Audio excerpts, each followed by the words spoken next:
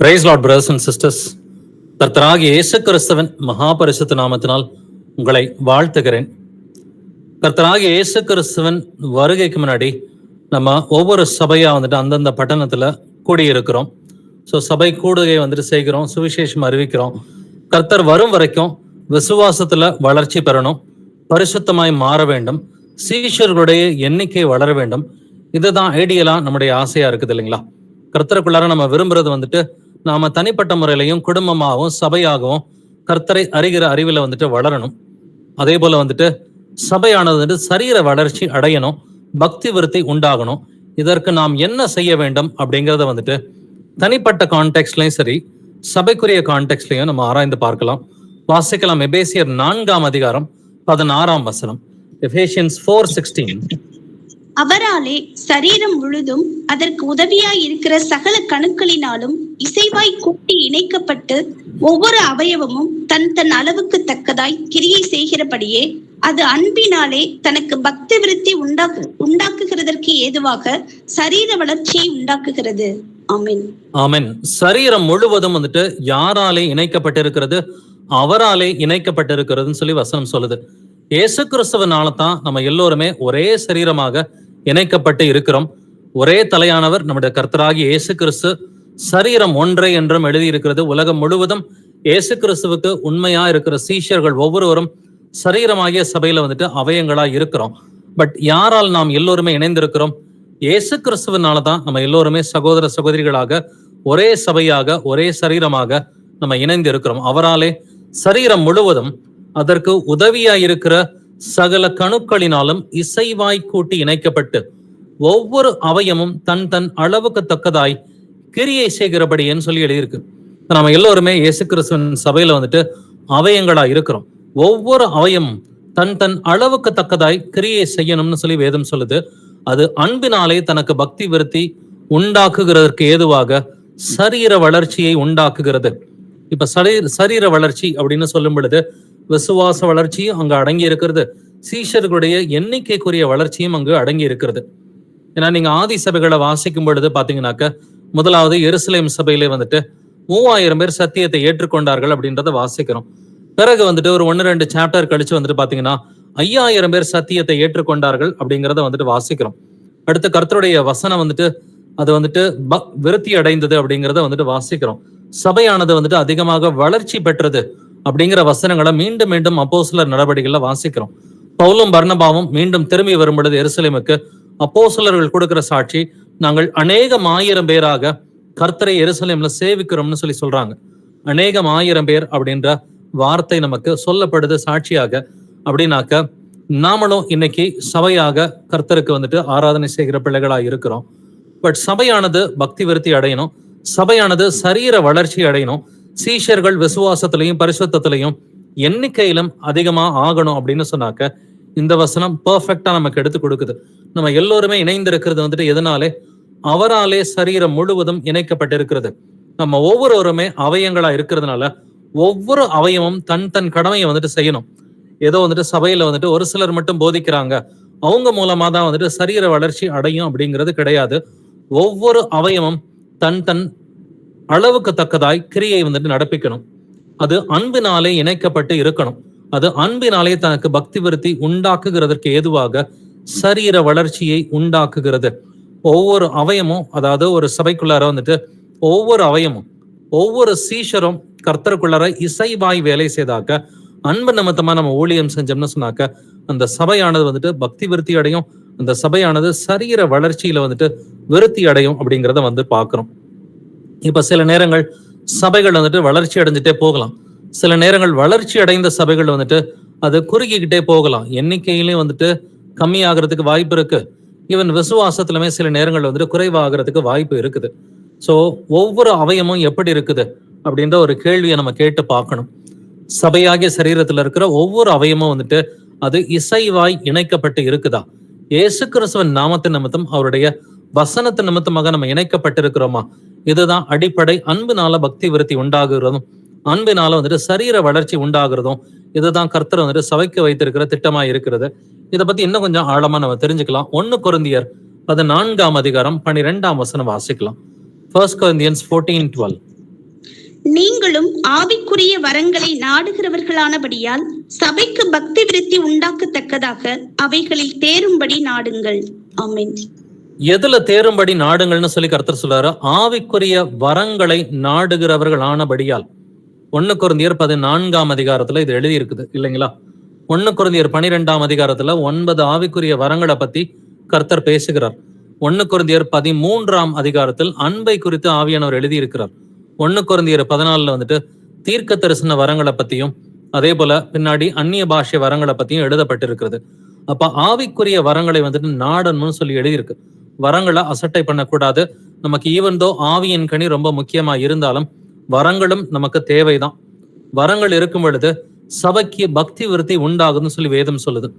நீங்களும் ஆவிக்குரிய வரங்களை நாடுகிறவர்கள் ஆனபடியால் சபைக்கு பக்தி விருத்தி உண்டாக்கத்தக்கதாக அவைகளில் தேரும்படி நாடுங்கள். நமக்கு கர்த்தர் என்ன வரத்தை கொடுத்திருக்கிறாரோ அதை முதல்ல நம்ம தெரிஞ்சுக்கணும். தெரிஞ்சுக்கிட்டு அந்த வரத்துல நம்ம தேரும் பொழுது சபைக்கு என்ன நடக்குது? பக்தி விருத்தி உண்டாகுதுன்னு சொல்லி வேதம் சொல்லுது. சோ சபைக்கு பக்தி விருத்தி வருது. கர்த்தர் நமக்கு கொடுத்த வரங்களை நம்ம புரிஞ்சுக்கிட்டு அந்த வரத்துல நம்ம தேரும் பொழுதுதான் சபைக்கு பக்தி விருத்தி உண்டாகுது. என்னென்ன வரங்களை கர்த்தர் கொடுத்திருக்கிறார்? 1 கொரிந்தியர் 12ஆம் அதிகாரம் நம்ம வாசிக்கும் பொழுது 9 வரங்களை பத்தி நம்ம படிக்கிறோம். ஞானத்தை போதிக்கும் வசனம், அறிவை உணர்த்தும் வசனம், விசுவாசம், சுகமளிக்கும் வரம், அற்புதங்களை செய்யக்கூடிய வரம், ஆவிகளை பகுத்தறியக்கூடிய வரம், தீர்க்க தரிசன வரம், அந்நிய பாஷை வரம், அதை வியாக்கியானம் செய்யக்கூடிய வரம். இந்த 9 வரங்களும் வந்துட்டு முக்கியமானதுன்னு சொல்லி கர்த்தர் சொல்றாரு. இந்த 9 வரங்கள் வந்துட்டு இதுல எது கர்த்தர் நமக்கு கொடுத்திருக்கிறாரு? 1ஓ 2ஓ 3ஓ கர்த்தர் கண்டிப்பா நமக்கு கொடுக்கறதுக்கு வாய்ப்புகள் இருக்குது. ஏன்னா இது வந்துட்டு கிஃப்ட்ன்னு சொல்லிதான் எழுதப்பட்டிருக்கு. இப்ப மனிதர்களாகிய நாமளே இன்னொரு வீட்டுக்கு போகும் பொழுது, நமக்கு பிரியமான ஒரு சகோதரன் சகோதரி வீட்டுக்கு போகும் பொழுது ஏதாவது ஒரு கிஃப்ட் வாங்கிட்டு தான் போறோம். அப்ப ஆவியானவர் ஒரு மனுஷனுக்குள்ளார வரும் பொழுது அவர் சும்மா வரமாட்டார். வரும் பொழுது கிஃப்டோட தான் வந்துட்டு ஆவியானவர் வருவார். அந்த கிஃப்ட் வந்துட்டு போதிக்கிற வரமா இருக்கலாம், இல்ல தீர்க்க தரிசன வரமா இருக்கலாம், இல்ல வேற ஏதாவது ஒரு வரமா இருக்கிறதுக்கு வாய்ப்புகள் இருக்கு. சுகமாக்கும் வரமா இருக்கலாம். பட் அந்த வரத்தை நாம புரிஞ்சு வச்சுக்கணும். ஆவியானவர் நமக்கு என்ன வரத்தை கொடுத்திருக்கிறாருன்றதை புரிஞ்சுக்கிட்டு அவைகளில் நாம் தேரும் பொழுது சபையானது பக்தி விருத்தி அடையுதுன்னு சொல்லி வேதம் சொல்கிறது. தொடர்ந்து வாசிக்கலாம். எபேசியர் 4ஆம் அதிகாரத்துல 11 முதல் 15 வசனங்களை வாசிப்போம். Ephesians chapter 4 verses 11 to 15. மேலும் நாம் அனைவரும் தேவனுடைய குமாரனை பற்றும் விசுவாசத்திலும் அறிவிலும் ஒருமைப்பட்டவர்களாகி கிறிஸ்துவினுடைய நிறைவான வளர்ச்சியின் அளவுக்கு தக்க பூரண புருஷராகும் வரைக்கும் பரிசுத்தவான்கள் சீர்பொருந்தும் பொருட்டு சுவிசேஷ ஊழியத்தின் வேலைக்காகவும் கிறிஸ்துவின் சரீரமாகிய சபையானது பக்தி விருத்தி அடைவதற்காகவும் அவர் சிலரை அப்போஸ்தலராகவும் சிலரை தீர்க்கதரிசிகளாகவும் சிலரை சுவிசேஷகராகவும் சிலரை மேய்ப்பராகவும் போதகராகவும் ஏற்படுத்தினார். நாம் இனி குழந்தைகளாய் இராமல் மனுஷருடைய சூதும் வஞ்சிக்கிறதற்கு ஏதுவான தந்திரமும் உள்ள போதகமாகிய பலவித காற்றினாலே அலைகளைப் போல அடிபட்டு அலைகிறவர்களாய் இராமல் அன்புடன் சத்தியத்தை கை கொண்டு தலையாகிய கிறிஸ்துவுக்குள் எல்லாவற்றிலேயும் நாம் வளருகிறவர்களாய் இருக்கும்படியாக அப்படி செய்தார். ஆமென். ஆமென். 11வது வசனத்துல நாம் அனைவருமே தேவனுடைய குமாரனை பற்றும் விசுவாசத்திலும் அறிவிலும் ஒருமைப்பட்டவர்கள் ஆகணும். யார் யாரெல்லாம் வந்துட்டு ஒருமைப்பட்டவர்கள் ஆகணும்? நாம் அனைவருமேன்னு சொல்லி எழுதியிருக்கு. நாம் அனைவரும் இயேசு கிறிஸ்துவை பற்றும் விசுவாசத்திலும் அறிவிலும் ஒருமைப்பட்டவர்கள் ஆகும்படிக்கும் கிறிஸ்துவனுடைய நிறைவான வளர்ச்சியின் அளவுக்கு தக்க பூரண புருஷராகும் வரைக்கும். எந்த அளவுக்கு பூரண புருஷரா நம்ம மாறணும்? இயேசு கிறிஸ்துவின் நிறைவான வளர்ச்சியின் அளவுக்கு தக்க பூரண புருஷர் ஆகணும். இயேசு கிறிஸ்துவை போலவே பூரண புருஷர் ஆகணும்ன்றதான் நமக்கு கர்த்தர் வைத்திருக்கிற இந்த பெஞ்ச் மார்க்கா இருக்குது. அப்ப இயேசு கிறிஸ்துவை குறித்த விசுவாசத்திலும் அறிவிலும் ஒருமைப்பட்டவர்களாகணும். அவரை போலவே பூரண புருஷர் ஆகும் வரைக்கும் பரிசுத்தவான்கள் சீர் பொருந்தும் வரட்டும். சுவிசேஷ ஊழியத்தின் வேலைக்காக வந்துட்டு கிறிஸ்துவின் சரீரமாகிய சபை பக்தி விருத்தி அடைவதற்காக கர்த்தர் என்ன செய்யறாரு? சிலரை அப்போஸ்தலராகவும் சிலரை தீர்க்கதரிசிகளாகவும் சிலரை சுவிசேஷகராகவும் சிலரை மேய்ப்பராகவும் போதகராகவும் ஏற்படுத்தினார்னு சொல்லி வேதம் சொல்லுது. சபையிலே மூப்பர்கள் வழிநடத்துவதற்கு இருக்கிறாங்க. இந்த மூப்பர்களுக்கு அப்போஸ்தல அழைப்போ, தீர்க்கதரிசிக்குரிய ஒரு அழைப்போ, சுவிசேஷகனுக்குரிய அழைப்போ அல்லது மேய்ப்பன் போதகனுக்குரிய ஒரு அழைப்பு இருக்கலாம். ஒரு சபையில 3 மூப்பர்கள் இருக்கலாம், இல்ல 5 மூப்பர்கள் இருக்கலாம், இல்ல 10 மூப்பர்கள் வந்துட்டு இருக்கலாம். அவங்களுக்கு ஏதாவது ஒரு அழைப்பை கர்த்தர் நிச்சயமா கொடுத்திருப்பார். அப்படி இருக்கிறப்ப வந்துட்டு அந்த அழைப்பை எதற்காக கர்த்தர் கொடுக்கிறாருன்னு பாத்தீங்கன்னா, நம்ம எல்லோருமே தேவனுடைய குமாரனை பற்றும் விசுவாசத்திலும் அறிவிலும் ஒருமைப்பட்டவர்கள் ஆகணும். அதே போல வந்துட்டு இயேசு கிறிஸ்துவை போல பூரண புருஷர் ஆகணும். அதே போல இயேசு கிறிஸ்துவின் சரீரமாகிய சபையானது பக்தி விருத்தி அடைவதற்காக சபையிலே மூப்பர்களை கர்த்தர் ஏற்படுத்துகிறார். இந்த மூப்பர்களில் சிலர் அப்போஸ்தலருக்குரிய அழைப்போடு இருக்கலாம். எப்படி பர்னபாவும் பவுலும் அப்போஸ்தலர்கள் என்று வேதம் சொல்கிறது. பவுல் மட்டும் அப்போஸ்தலன் அல்ல, பர்னபாவும் சேர்ந்து அப்போஸ்தலன்னு சொல்லி அப்போஸ்தலர் நடவடிக்கைகள் 14:14 சொல்லுது. அப்போஸ்தலர்களாகிய பர்னபாவும் பவுலும் என்கிற வார்த்தை எழுதி இருக்குது. சிலருக்கு தீர்க்கதரிசிக்குரிய அழைப்பு, சிலருக்கு சுவிசேஷகனுக்குரிய அழைப்பு, சிலர் மெய்ப்பர் போதகர்னு சொல்லி இந்த ஊழியங்களை கர்த்தர் ஏற்படுத்தி இருக்கிறார். பட் இவங்களை ஜென்ரலா கண்காணிகள், மூப்பர்கள் அப்படின்னு சொல்லி சொல்றோம். பட் அடுத்த வசனத்தை கவனிச்சு பாருங்க, 14வது வசனம். நாம் இனி குழந்தைகளாயிராமல் மனுஷருடைய சூதும் வஞ்சிக்கிறதற்கு ஏதுவான தந்திரமுள்ள போதகமாகிய பலவித காற்றினாலே அலைகளைப் போல அடிபட்டு அலைகிறவர்களாய் இராமல். சோ இந்த காற்றுகள்லாம் எங்க இருக்குன்னு பாத்தீங்கன்னா, இந்த வஞ்சிக்கிற போதனைகள், சூதான போதனைகள், இதெல்லாம் எங்க இருக்குது? இன்னைக்கு யூடியூப்ல வந்துட்டு இருக்குது. யூடியூபை திறந்தீங்கனாலே மோர் தென் 90%, 90, 95, 99% வந்துட்டு தவறான போதனைகள் தான். அதை போய் நம்ம வந்துட்டு நான் சும்மா வேடிக்கை பார்க்கறேன்ட்டு போனோம்னு சொன்னாக்க கண்டிப்பா வந்துட்டு ஏதாவது ஒரு வஞ்சிக்கிற போதனையில மாட்டிக்கிறதுக்கு எல்லா வாய்ப்புகளும் வந்துட்டு உண்டு. ஸோ யூடியூப்ல வந்துட்டு நம்ம சத்தியத்தை கத்துக்கிறது காட்டிலும் ஆவியானவர்கிட்ட சத்தியத்தை கத்துக்கிறது வந்துட்டு அது நமக்கு மிகவும் எளிதான சுகமான ஒரு காரியமா இருக்கும். இப்போ ஒண்ணும் இல்லை, நம்மளுடைய சகோதரர்கள் நிறைய பேர் போதிக்கிறாங்க. ஒவ்வொரு நாளும் ஒவ்வொரு சகோதரன் வந்துட்டு போதிக்கிறாரு. அவங்கள்ட்ட ஆவியானவர் இருக்கிறாருன்றது நமக்கு தெரியும். இப்போ பர்சனலா நான் கத்துக்கணும்னு சொன்னா யார் மூலமா கத்துக்க முடியும்? ஆவியானவர் ஒண்ணு எங்கிட்ட டைரக்டா பேசணும். அப்படி இல்லைன்னா நம்முடைய ஆவியானவர் இருக்கிற சகோதரர்கள் மூலமா அந்த செய்தியை நான் கேட்கும் பொழுது எனக்கு பக்தி விருத்தி வந்துட்டு வருது, நான் கத்துக்க முடியும். பட் ஆவியானவர் இல்லாத சகோதரர்கள் பேசுறத நம்ம கேட்டோம்னா நமக்கு எந்த பக்தி விருத்தியும் கிடையாது. யூடியூபை திறந்தோம்னாலே மெஜாரிட்டி கிட்ட பரிசுத்தாவியானவர் கிடையாது. மெஜாரிட்டி போதகர்கள் இன்னைக்கு தமிழ்நாட்டுல அளவுல பெரிய போதகர்கள், உலக அளவுல வந்துட்டு பெரிய போதகர்கள் அப்படின்னு சொல்றவங்கள்ட்ட பரிசுத்தாவியானவர் செயல்படலை அப்படின்றத நம்ம பாக்குறோம். அதனாலதான் கர்த்தர் சொல்றாரு, இனி குழந்தைகளாய் இராமல் மனுஷருடைய சூதும் வஞ்சிக்கிறதற்கு ஏதுவான தந்திரமுள்ள போதகமாகிய பலவித காற்றுகளாலே அலையாதீங்கன்னு சொல்லி கர்த்தர் சொல்றார். யூடியூபை திறந்து டெய்லி ஒரு 10 பிரசங்கம் பார்த்தோம்னு சொன்னாக்க ஆவியானவர் அப்படி செயல்படவே மாட்டார். நமக்கு ஏற்கனவே சத்தியத்தை கத்துக் கொடுத்துருக்கிறாரு. அப்ப அதுல வேறொன்றணும் அப்படின்னு சொன்னாக்க நாம வேதத்தை எடுத்து வாசிக்கணும். நீங்க வேதத்தை எடுத்து வாசிச்சீங்கன்னா ஏற்கனவே கத்துக்கிட்ட சத்தியத்துல வேறொன்று செய்வார் ஆவியானவர். இல்ல புதிதா ஏதாவது சத்தியத்தை உங்களுக்கு கத்துக் கொடுக்கணும்னா அவரே உங்களுக்கு போதகரா இருந்து உங்களுக்கு டீச் பண்றவரா வந்துட்டு இருப்பார். அன்புடன் சத்தியத்தை கை கொண்டு தலையாகிய கிறிஸ்துவுக்குள் எல்லாவற்றிலேயும் நாம் வளருகிறவர்களா இருக்கும்படியாக அப்படி செய்தார். நம்ம வளரணும்னா எதுல வளரணும்? பக்தி விருத்தியில வளரணும், அன்புல வந்துட்டு வளரணும், விசுவாசத்துல வளரணும், ஈவன் சரீர வளர்ச்சி, அதாவது எண்ணிக்கையிலையும் வந்துட்டு சபையானது வளர்ச்சி பெற வேண்டும் இல்லைங்களா? சோ இப்படிதான் ஒரு சபையானது இருக்கணும். இதற்காக தான் கர்த்தர் வந்துட்டு சபையில சில மூப்பர்களை கொடுத்திருக்கிறாருன்னு சொல்லி வேதம் சொல்லுது. பட் நம்ம எல்லோருமே தேர்ச்சி பெறணும் அப்படிங்கறதுதான் கர்த்தருடைய சித்தமா இருக்குது. தேர்ச்சி பெறும் பொழுது பக்தி விருத்தி உண்டாகுது, சரீர வளர்ச்சி உண்டாகுது. எபிரேயர் 13:9 வாசிக்கலாம். ஹீப்ரூஸ் 13:9. பலவிதமான அந்நிய போதனைகளால் அலைப்புண்டு தெரியாதிருங்கள். போஜன பதார்த்தங்களினால் அல்ல, கிருபையினாலே இருதயம் ஸ்திரப்படுகிறது நல்லது. போஜன பதார்த்தங்களில் முயற்சி செய்கிறவர்கள் பலனடையவில்லையே. ஆமென். பலவிதமான அந்நிய போதனைகளால் அலைப்புண்டு தெரியாதிருங்கள்னு சொல்லி கர்த்தர் தெளிவாவே சொல்லியிருக்கிறார். ஏற்கனவே நம்ம எபேசியர்ல வாசிட்டோம். இன்னைக்கு குழந்தைகளாயிராமல் மனுஷருடைய சூதான போதனைகள், வஞ்சகமான போதனைகளை நீங்க தெரிஞ்சுக்கங்கப்பா. பலவித காற்றினாலே அலைகளை போல அடிக்கப்பட்டு தெரியாதுங்கன்னு சொல்லி வசனம் சொல்லுது. இந்த வசனத்திலையும் பலவிதமான அந்நிய போதனைகளால் அலைப்புண்டு தெரியாதிருங்கள்னு சொல்லி வேதம் சொல்கிறது. இப்போ யூடியூபை திறந்து பார்த்தா நிறைய அந்நிய போதனைகள் நிச்சயமா இருக்கத்தான் வந்துட்டு செய்யும். அதுல வந்துட்டு அலைப்புண்டு தெரியாதிருங்கள்னு சொல்லி கர்த்தர் வந்துட்டு நம்ம எச்சரிக்கிறவரா இருக்கிறேன்னா அதுல கொஞ்சம் யாராவது கொஞ்ச நாள் டீவியேட் ஆயிட்டாங்கன்னா, 1 மாசம் 2 மாசம் 3 மாசம்னு டீவியேட் ஆயிட்டாங்கன்னாக்க சபையில பக்தி விருத்தி உண்டாகாதுன்னா ஒவ்வொரு அவயமும் பெர்ஃபெக்டா இசைவாய் இணைக்கப்படணும். எப்படி நம்ம உடம்புல வந்துட்டு ஒவ்வொரு அவயமும் பெர்ஃபெக்டா கர்த்தர் வந்துட்டு இசைவாய் இணைத்திருக்கிறார். இப்ப தலையை கவனிச்சு பாருங்க. தலையில இருக்கிற அவயங்களா இருக்கட்டும், இல்ல தலை வந்துட்டு உடலோடு எப்படி சேருகிறது, இல்ல விரல்கள், கைகள், கால்கள், ஒவ்வொரு அவயமும் நம்முடைய கண், காது, மூக்கு, வாய் எல்லாமே பெர்ஃபெக்டா சின்க்ரனைஸ்டா இசைவாய் வந்துட்டு இருக்கும் இல்லைங்களா? இப்படிதான் வந்துட்டு நமக்கு சபையில இருக்கிற சகோதர சகோதரிகளும் இசைவாய் இணைக்கப்படணும்னு சொல்லி கர்த்தர் நமக்கு போதிக்கிறார். அப்ப இசைவாய் இணைக்கப்படுறதுக்கு ஒரு தடை பாத்தீங்கன்னா இந்த அந்நிய போதனைகள். இதில் நாம் அலைப்புண்டு தெரியக்கூடாது. 1 யோவான் 4 வசனத்தை வாசிப்போம். 1 John 4:1. பிரியமானவர்களே, உலகத்தில் அநேகம் கள்ள தீர்க்கதரிசிகள் தோன்றி இருப்பதினால் நீங்கள் எல்லா ஆவிகளையும் நம்பாமல் அந்த ஆவிகள் தேவனால் உண்டானவைகளோ என்று சோதித்து அறியுங்கள். ஆமென். சோ முதலாவது நம்ம சோதித்து அறியணும், எல்லா ஆவிகளையும் நம்பாமல். இப்ப நீங்க ஒரு மனுஷர்கிட்ட பேசுறீங்கன்னா அவர்கிட்ட பரிசுத்தாவியினர் இருக்கணும், இல்லாட்டினா அசுத்தாவி இருக்கணும்.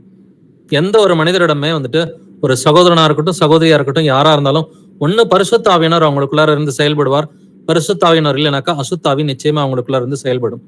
அப்படின்னா என்ன ஆவியோட ஒருத்தர் இருக்கிறாருன்றத ஆவிகளை பகுத்தறியக்கூடிய வரம்னு சொல்லி ஒண்ணு இருக்குது. அப்ப அந்த வரத்தை கொண்டு நம்ம வந்துட்டு டிசர்ன்மெண்டோட நம்ம இருக்கணும், பகுத்து அறியணும், டிசர்ன் பண்ணணும்னு சொல்லி வேதம் நமக்கு சொல்லி கொடுக்குது. அப்ப அதை நம்ம சோதித்து அறியுங்கள். இப்ப ஒருத்தர் தசம பாகம் கேட்கிறாரு, அவர்கிட்ட என்ன ஆவி செயல்படுது? பொருளாசைக்குரிய ஆவி இருக்குது. ஒரு கத்தோலிக்க சபையில ஒருத்தர் போதகரா இருக்கிறார், அவர்கிட்ட என்ன ஆவி இருக்குது? சிலை வழிபாட்டுக்குரிய ஒரு அசுத்தாவி வந்துட்டு செயல்படுது. சோ இப்படி அவங்க பேசுகிற வார்த்தையின் மூலமா அவங்க என்ன போதிக்கிறாங்களோ அதன் மூலமா அவங்கள்ட்ட என்ன ஆவி இருக்குதுன்றத நம்ம தெரிஞ்சுக்கலாம். ஒருத்தர் வந்துட்டு வசனத்தின் அடிப்படையிலே பேசுறாரு, வசனத்தின் அடிப்படையில சிந்திக்கிறாரு, செயல்படுறாருன்னு சொன்னா பரிசுத்தாவியினர் இருக்கிறாரு. ஆவியின் கனியோட ஒருத்தவங்க செயல்படுறாங்கன்னு சொன்னாக்க பரிசுத்தாவியினர் இருக்கிறாருன்றதை ஈஸியா கண்டுபிடிச்சிடலாம். ஏன்னா நம்ம பலவிதமான அந்நிய போதனைகள்ல அழைப்புண்டு தெரியக்கூடாது. கர்த்தர் நமக்கு அடிப்படைகளை சொல்லி கொடுத்திருக்கிறாரு, அந்த அடிப்படைகளை நம்ம தெரிஞ்சுக்கலாம். எபேசியர் 4ஆம் அதிகாரம் 4 முதல் 6 வசனங்களை வாசிப்போம். Ephesians chapter 4 verses 4 to 6. உங்களுக்கு உண்டான அழைப்பினாலே நீங்கள் ஒரே நம்பிக்கைக்கு அழைக்கப்பட்டது போல ஒரே சரீரமும் ஒரே ஆவியும் உண்டு. ஒரே கர்த்தரும் ஒரே விசுவாசமும் ஒரே ஞானஸ்நானமும் எல்லாருக்கும் ஒரே தேவனும் பிதாவும் உண்டு. அவர் எல்லார் மேலும் எல்லாரோடும் உங்கள் எல்லாருக்குள்ளும் இருக்கிறவர். ஆமென்.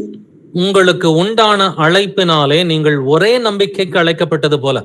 நம்ம எதற்கு அழைக்கப்பட்டிருக்கிறோம்? ஒரே நம்பிக்கைக்கு அழைக்கப்பட்டிருக்கிறோம். ஒரே சரீரமும் ஒரே ஆவியும் உண்டு. ஒரே ஆவி, கர்த்தர் ஆவியாயிருக்கிறார் அப்படிங்கிறத வாசிக்கிறோம் இல்லைங்களா? தேவன் ஆவியாயிருக்கிறார் என்பதை வந்துட்டு இயேசு கிறிஸ்து சமாரிய ஸ்திரீ கிட்ட பேசியிருக்கிறார். எத்தனை ஆவின்னு சொல்லி வேதம் சொல்லுது? ஒரே சரீரமும் ஒரே ஆவியும் உண்டுன்னு சொல்லி வேதம் சொல்லுது. மேலும் ஒரே கர்த்தரும் ஒரே விசுவாசமும் ஒரே ஞானஸ்நானமும். ஒரே கர்த்தர், பிதா குமாரன் பரிசுத்தாவி நமக்கு ஒரே கர்த்தரா இருக்கிறார். இதுதான் நம்ம அழைக்கப்பட்ட நம்பிக்கை. ஒரே நம்பிக்கை, ஒரே விசுவாசம். இதுதான் ஒரே கர்த்தரும், அதை விசுவாசிப்பது ஒரே விசுவாசம். கர்த்தருடைய நாமத்தினால, அந்த ஒரே கர்த்தருடைய நாமம் இயேசு, இயேசு கிறிஸ்துவின் நாமத்தினால் எடுக்கும் ஞானஸ்நானம் வந்துட்டு ஒரே ஞானஸ்நானமாய் இருக்கிறது. எல்லாருக்கும் ஒரே தேவனும் பிதாவும் உண்டு. நமக்கு ஒரே தேவனும் பிதாவுமாய் இருக்கிறார். அவரே நமக்கு மாம்சத்தில் வெளிப்பட்டார் என்பதை நம்ம விசுவாசிக்கிறோம். அதனாலதான் ஒரே கர்த்தர், ஒரே விசுவாசம், ஒரே ஞானஸ்நானம். இதுதான் கர்த்தர் நமக்கு சொல்லிக் கொடுத்த அடிப்படையா இருக்கிறது. சோ ஒரே கர்த்தரை விசுவாசிக்கிறோம், அவருடைய நாமத்தினால, இயேசுவின் நாமத்தினால ஞானஸ்நானம் எடுக்கிறோம். தொடர்ந்து ஆவியின் கனியில வந்துட்டு வளர்ந்து பக்தி விருத்தி நம்ம அடையணும். இதுதான் நமக்கு கர்த்தர் கொடுத்திருக்கிற அடிப்படையா இருக்கிறது. அதனாலதான் நீங்கள் எல்லா ஆவிகளையும் நம்பாமல் அந்த ஆவிகள் தேவனால் உண்டானவைகளோ என்று சோதித்தறியுங்கள். சரி, நீங்க யூடியூபை திறக்கிறீங்க, அதுல திருத்துவத்தை போதிக்கிற ஒரு போதகர் இருக்கிறாரு, அவர் மூலமா ஏதாவது சத்தியம் வெளிப்படுமா? நிச்சயமா வெளிப்படுறதுக்கு வாய்ப்பு கிடையாது. திருத்துவ போதகர் மூலமா, ஒரு பெந்தகோஸ்தே போதகர் மூலமா, கட்டிட சபையில இருக்கிற போதகர் மூலமா சத்தியம் பெருசா வெளிப்படுறதுக்கு வாய்ப்பு இருக்குதான்னு பாத்தீங்கன்னா நிச்சயமா கிடையாது. சோ ஆவியானவர் யாருக்குள்ள இருந்து பேசுகிறாரோ அவர்கள் மூலமா தான் சத்தியம் வெளிப்படும். சோ இப்ப நேத்து போதிச்ச சகோதரனோ, முந்தானத்து போதிச்ச சகோதரனோ, இவர்கள் ஆவியானவரின் துணையோட போதிக்கிறாங்க. அப்ப இவங்கள்ட்ட இருந்து கத்துக்கிறதுக்கு நம்ம எல்லோருக்குமே வந்துட்டு ஆவியானவர் வாய்ப்புகளை கொடுக்கிறார். சோ ஆவியானவர் பேசும் பொழுது நம்ம கவனமாய் கேட்கும் பொழுது நிச்சயமாக பக்தி விருத்தி உண்டாகுது. அதன் மூலமா சபையில வந்துட்டு சரீர வளர்ச்சியும், ஸோ விசுவாசத்திலையும் வளர்றோம், எண்ணிக்கையிலையும் வந்துட்டு வளருகிற பிள்ளைகளா இருக்கிறோம். ஸோ இன்கேஸ் நம்ம ஒரு சில பட்டணங்கள்ல வந்துட்டு கொஞ்சம் பேரா இருக்கிறோம் அப்படின்னு சொன்னாக்க, இந்த வசனங்களை நம்ம பிடிச்சுக்கிட்டு நல்லா புரிஞ்சுக்கிட்டோம்னு சொன்னா, ஒவ்வொரு அவயமும் தன் தன் கடமையை புரிஞ்சுக்கிச்சுன்னு சொன்னா, அந்த சபைகளில் வந்துட்டு வரும் நாட்களில் பாத்தீங்கன்னாக்க பக்தி விருத்தி உண்டாகும், சரீர வளர்ச்சியும் உண்டாகும்ன்றதுல எந்த ஒரு சந்தேகமும் கிடையாது. எபேசியர் 4ஆம் அதிகாரத்துல முதல் 3 வசனங்களை வாசிக்கலாம். ஆதலால் கர்த்தர் நிமித்தம் கட்டுண்டவனாகிய நான் உங்களுக்கு சொல்லுகிற புத்தி என்னவெனில், நீங்கள் அழைக்கப்பட்ட அழைப்புக்கு பாத்திரவான்களாய் நடந்து மிகுந்த மனத்தாழ்மையும் சாந்தமும் நீடிய பொறுமையும் உடையவர்களாய் அன்பினால் ஒருவரை ஒருவர் தாங்கி சமாதான கட்டினால் ஆவியின் ஒருமையை காத்துக் கொள்வதற்கு ஜாக்கிரதையா இருங்கள். ஆமென். ஆமென். சோ அவன் என்ன புத்தி சொல்றான்னு பாத்தீங்கன்னா, நீங்கள் அழைக்கப்பட்ட அழைப்புக்கு பாத்திரவான்களாய் நடந்து, அழைக்கப்பட்ட அழைப்புக்குன்னு சொல்லி முதலாவது வசனம் சொல்லுது. 4வது வசனம் சொல்லுது ஒரே நம்பிக்கைக்கு அழைக்கப்பட்டது போல. சோ நம்ம அழைக்கப்பட்ட அழைப்பு என்னது? ஒரே நம்பிக்கை. நம்முடைய ஒரே நம்பிக்கை வந்துட்டு என்னது? ஒரே கர்த்தரும், ஒரே விசுவாசமும், ஒரே ஞானஸ்நானமும், நமக்கு ஒரே தேவனும் பிதாவும் உண்டுன்னு சொல்லி வேதம் சொல்கிறது. இந்த ஒரே நம்பிக்கைக்கு நம்ம அழைக்கப்பட்டிருக்கிறோம். இதற்கு நாம் பாத்திரவான்களாய் நடந்து மிகுந்த மனத்தாழ்மையையும் சாந்தமும் நீடிய பொறுமையும். சோ ஒரே நம்பிக்கை உங்களுக்கு தெரிஞ்சிருச்சு, தேவன் ஒருவர் தான், ஞானஸ்நானம் ஒண்ணுதான், இயேசுவின் நாமத்தினாலதான் எடுக்கணும் அப்படின்றத தெரிஞ்சுட்டா, 2வது வசனம் என்ன சொல்லுது? மிகுந்த மனத்தாழ்மையும் சாந்தமும் நீடிய பொறுமையும் உடையவர்களாய் அன்பினால் ஒருவரை ஒருவர் தாங்கி. இது வந்துட்டு என்னத்தை காண்பிக்கிறது? ஆவியின் கனியை காண்பிக்கிறது. சமாதான கட்டினால் ஆவியின் ஒருமையை காத்துக் கொள்வதற்கு ஜாக்கிரதையா இருங்கள். ஆவியின் ஒருமையை நம்ம காப்பாத்திக்கணும்னு சொன்னா ஆவியின் கனி இல்லாம முடியவே முடியாது பிரதர்ஸ் அண்ட் சிஸ்டர்ஸ். தான் இந்த எபேசியர் 4வது அதிகாரத்தை நல்லா புரிஞ்சுக்கிட்டோம்னு சொன்னா, அந்தந்த சபைகள் இப்ப நமக்குள்ளார வந்துட்டு இப்ப நம்ம பல சபைகளா வந்துட்டு இருக்கிறோம். கர்த்தர் நிமித்தம் நம்ம ஒரே வந்துட்டு சரீரமா இருந்தாலுமே, உலகம் முழுவதும் ஒரே சரீரமா இருந்தாலும், நம்ம திருச்சி சபை, சென்னை சபை, கோயம்புத்தூர் சபை, பெங்களூர் சபைன்னு சொல்லி, இல்ல திருநெல்வேலி, தூத்துக்குடி, இந்த சபைகளா வந்துட்டு அந்தந்த பட்டணங்கள்ல ஊழியம் பார்த்துக்கிட்டு இருக்கிறோம். எப்படி ஆதியில வந்துட்டு பட்டணங்களாக சபைகள் வந்துட்டு இருந்தாங்களோ, அதே போல நாமளும் இன்னைக்கு பட்டணமா வந்துட்டு இருந்து அந்தந்த ஊர்ல ஊழியம் பார்க்கிற சீஷர்களா வந்துட்டு இருக்கிறோம். பட் எபேசியர் 4ஆம் அதிகாரத்தை நல்லா புரிஞ்சுக்கிட்டோம்னு சொன்னா, பக்தி விருத்தியும் சபையில வந்துட்டு சரீர வளர்ச்சியும் உண்டாகும். இந்த முதல் 3 வசனம் என்ன சொல்லுது? ஒரே நம்பிக்கைக்கு அழைக்கப்பட்டிருக்கிறோம், அதோட சேர்த்து ஆவியின் கனியை கூட்டிக்கிட்டோம்னு சொன்னாக்க, அன்பினால சமாதான கட்டினால வந்துட்டு ஆவியின் ஒருமையை காப்பாத்திக்க முடியும். சபையில இருக்கிற ஒவ்வொரு அவையுமும், ஒவ்வொரு சகோதரன் சகோதரியும் வந்துட்டு ஆவியின் ஒருமைப்பாடோட இருக்க முடியும். அடுத்து அடிப்படைகள் 4, 5, 6 வசனங்கள்ல வருது. ஒரே நம்பிக்கை, ஒரே சரீரம், ஒரே ஆவி, ஒரே கர்த்தர், ஒரே விசுவாசம், ஒரே ஞானஸ்நானம், இதெல்லாம் சொல்லிட்டு 16வது வசனத்துக்கு மீண்டும் வாசிப்போம். எபேசியர் 4:16. அவராலே சரீரம் முழுதும் அதற்கு உதவியாய் இருக்கிற சகல கணுக்களினாலும் இசைவாய் கூட்டி இணைக்கப்பட்டு ஒவ்வொரு அவயவமும் தன் தன் அளவுக்கு தக்கதாய் கிரியை செய்கிறபடியே அது அன்பினாலே தனக்கு பக்தி விருத்தி உண்டாக்குகிறதற்கு ஏதுவாக சரீர வளர்ச்சியை உண்டாக்குகிறது. ஆமென். இதுவும் எபேசியர் 4ஆம் அதிகாரம் தான் பிரதர்ஸ் அண்ட் சிஸ்டர்ஸ். நம்ம ஒரே கர்த்தர், ஒரே விசுவாசம், ஒரே ஞானஸ்நானம், ஆவியின் கனி, இதுல வந்துட்டு சமாதான கட்டினால வந்துட்டு ஆவியின் ஒருமையை காப்பாத்திக்கிட்டோம்னு சொன்னா, ஒவ்வொரு அவயமும் தன் தன் அளவுக்கு தக்கதாய் கிரியை நடப்பிக்கும். இதனால சபையிலே பக்தி விருத்தி உண்டாகும், சரீர வளர்ச்சியும் உண்டாகும். நம்ம எல்லோருக்குமே தெரியும், மே 1ஆம் தேதி வந்துட்டு இங்க சபை முழுவதும் இணைந்துதான் வந்துட்டு ஊழியம் பார்த்து வேலை பார்த்துச்சு. மே 1ஆம் தேதி 350 பேருக்கு மேல வந்துட்டு கர்த்தர் கூட்டிட்டு வந்திருந்தார். இவங்கள பெருவாரியா அவ்வளவா யாரும் கட்டட சபைகள்ல நிறைய பேர் கிடையாது. பட் வீட்டு கூடுகைகளை ஏத்துக்கிட்டவங்கள, அதே போல வந்துட்டு ஒரே கர்த்தர், ஒரே விசுவாசம், ஒரே ஞானஸ்நானம், இப்படிப்பட்ட வந்துட்டு விசுவாசத்தோடு இருக்கிற சகோதர சகோதரிகளை வந்துட்டு கர்த்தர் வந்துட்டு அவ்வளவாய் கூட்டிட்டு வந்திருந்தார். அதுலயுமே ஒரு சில சபைகள் வந்துட்டு பங்கெடுக்கல. அவங்க பெரிய சபைகளா இருக்கிறதுனால பங்கெடுக்கவும் முடியல. இவ்வளவு நூத்துக்கணக்கான பேரை வந்துட்டு கர்த்தர் கூட்டிட்டு வந்துறாரு. இதுக்கு அடிப்படை காரணம் என்னன்னு நினைக்கிறீங்க? இது ஒரு மனுஷனுடைய பிரசங்கமோ, ஒரு மனுஷனுடைய ஊழியம் கிடையாது. இல்ல ஏதோ ஒரு 4-5 பேர் போதிக்கிறாங்க, அவங்களுடைய பிரசங்கம் இல்ல அவங்களுடைய ஊழியமும் கிடையாது.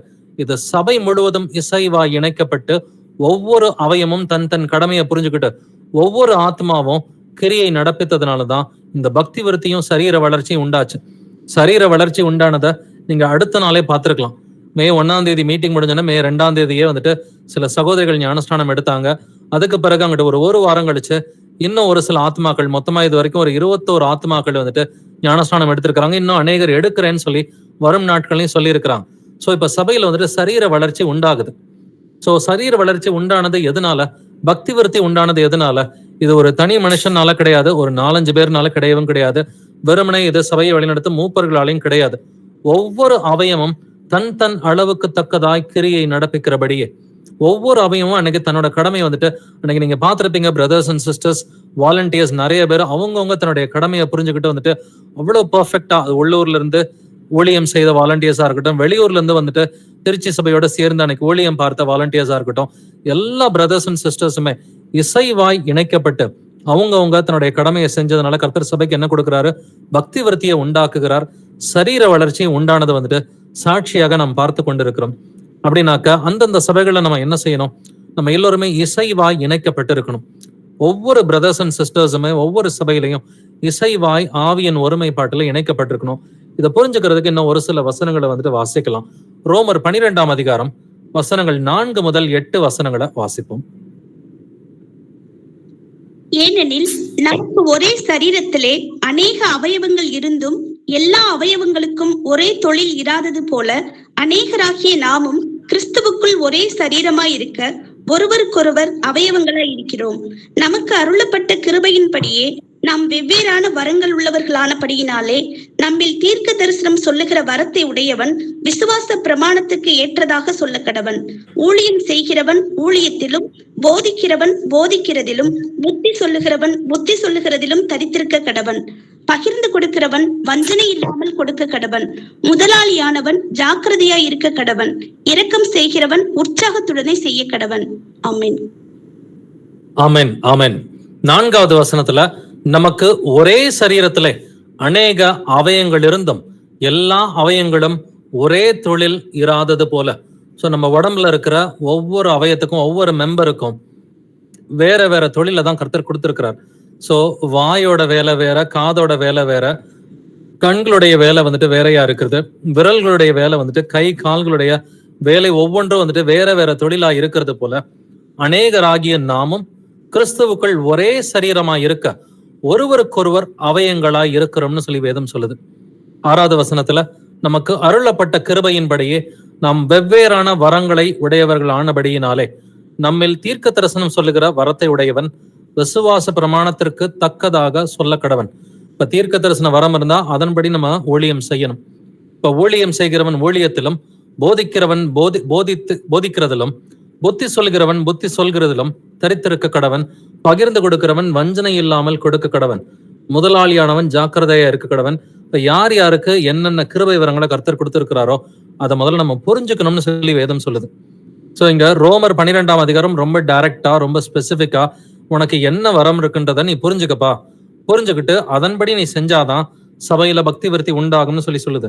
ஏற்கனவே ஒரு வசனம் வாசித்தோம், மீண்டும் ஒரு முறை வாசிப்போம். 1 கொரிந்தியர் 14:12 வாசிக்கலாம்.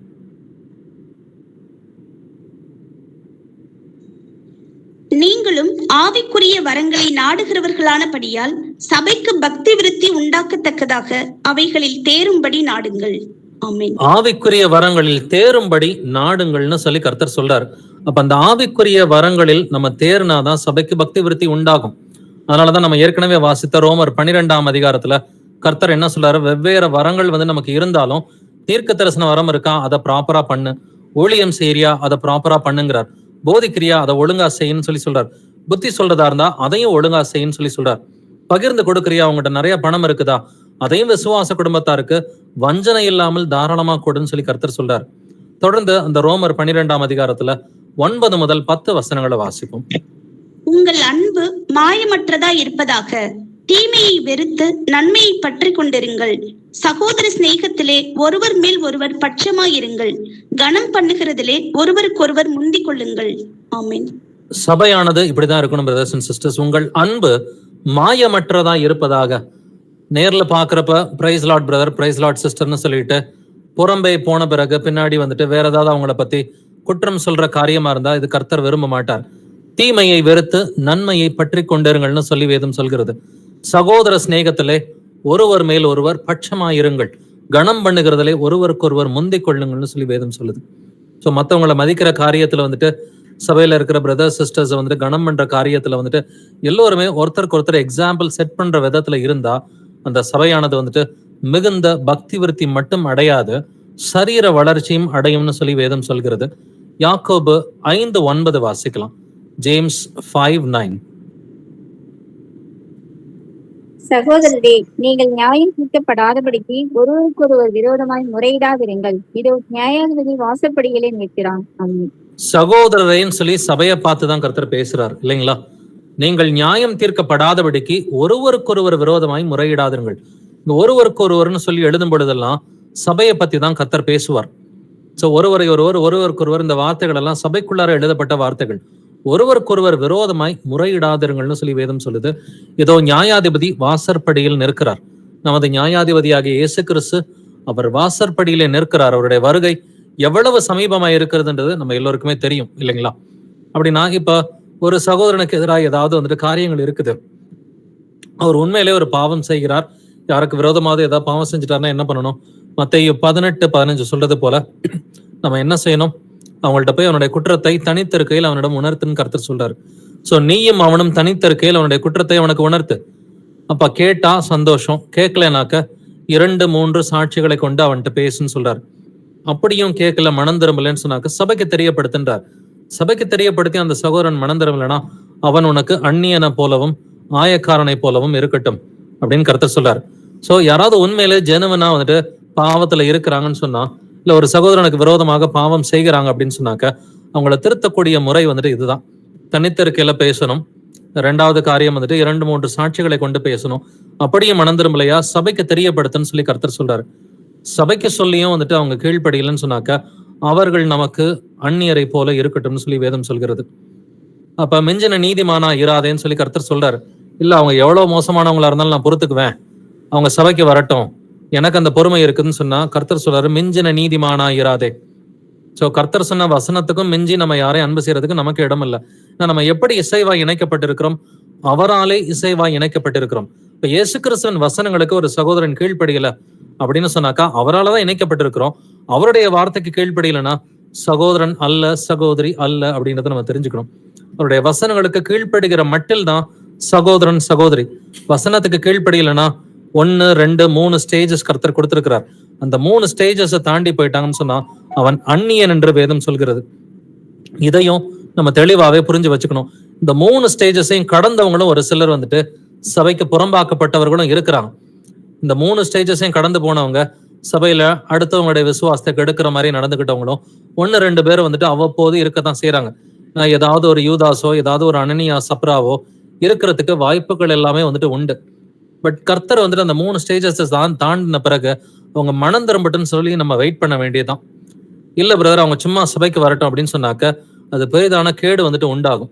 நம்ம அவங்க மனம் திரும்புறாங்களான்னு சொல்லி பார்க்கணும். மனம் திரும்புகிற பட்சத்தில் வாங்க பிரதர், வாங்க சிஸ்டர்னு சொல்லி அவங்கள கூப்பிடணும்.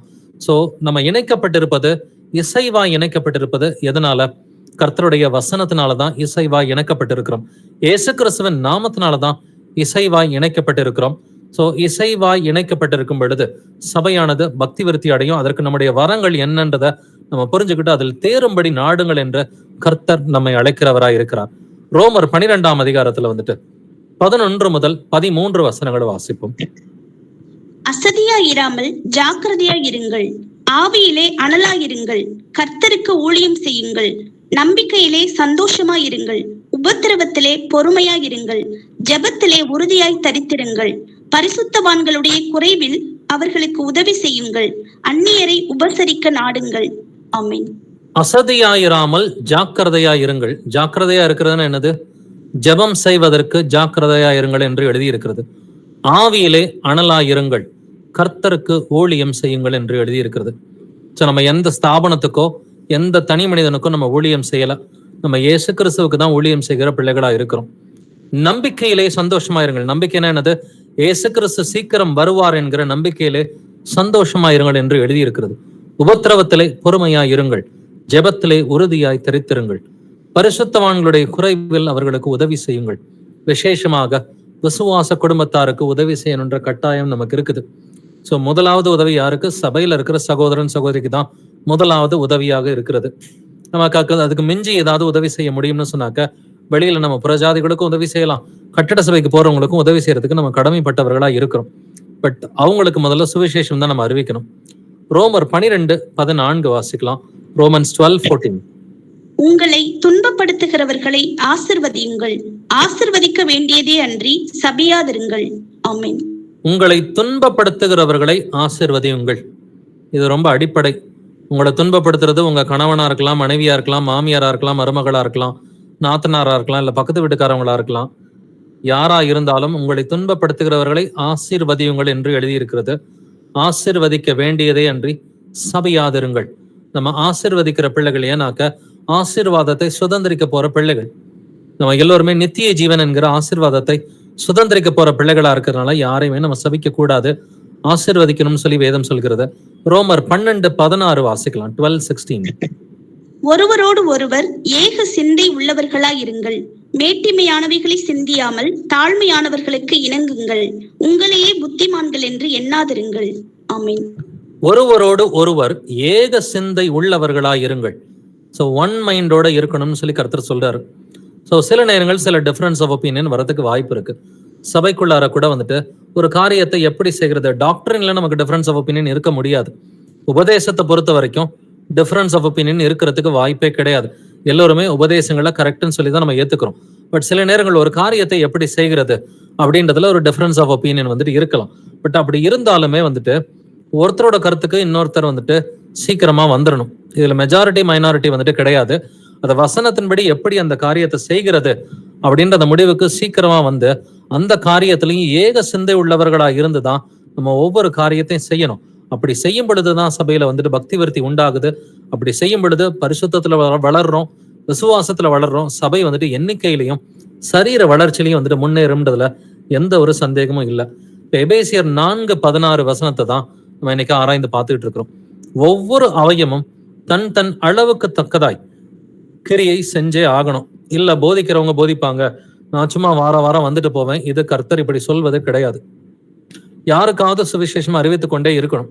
ஏன்னா இப்ப இந்த மீட்டிங்க்கு வந்திருந்தவங்களும் எல்லாருமே 1-2 பேர் கூப்பிட்டவங்க கிடையாது. ஒவ்வொரு சகோதரனும் ஒவ்வொரு சகோதரியும் இதுக்காக வந்துட்டு சிரத்தை எடுத்து ஃபோன் பண்ணி நேர்ல போய் பார்த்து, பிரதர் சிஸ்டர் இந்த மாதிரி வந்துட்டு ஒரு மீட்டிங் நடக்குது, இதுல வந்துட்டு கர்த்தருடைய சத்தியங்கள் அவருடைய வருகை குறித்து போதிக்கப்படுது, நீங்க தயவு செஞ்சு வாங்கன்னு சொல்லி ஜெபத்தோடு இருந்து அநேகர் இன்னைக்கு கூட்டிட்டு வந்ததுனாலதான் இவ்வளவு பேர் வந்துட்டு அந்த மீட்டிங்க்கு வந்திருந்தாங்க. அதே போல நிறைய பேர் ஞானஸ்நானமும் எடுத்தது சகோதர சகோதரிகளுடைய எஃபர்ட் தான். இதுல ஒரு தனி மனுஷனுடைய எஃபர்ட்டோ இல்ல போதிக்கிற 4 பேரோட எஃபர்ட் இது இல்லவே இல்லை. இது சரீர வளர்ச்சி வந்துட்டு இது சபையில இருக்கிற ஒவ்வொரு அவயத்தின் மூலமா தான் உண்டாகும்னு சொன்னபடியே இன்னைக்கு நடந்திருக்கிற சாட்சியை நம்ம பார்க்கிறோம். பட் இதற்கு அடிப்படையா சுவிசேஷம் அறிவிக்கிற பிள்ளைகளா இருக்கணும். நீதிமொழிகள் 11:30 வாசிக்கலாம். Proverbs 11:30. நீதிமானுடைய பலன் ஜீவ விருட்சம், ஆத்துமாக்களை ஆதாயப்படுத்திக் கொள்ளுகிறவன் ஞானம் உள்ளவன். ஆமென்.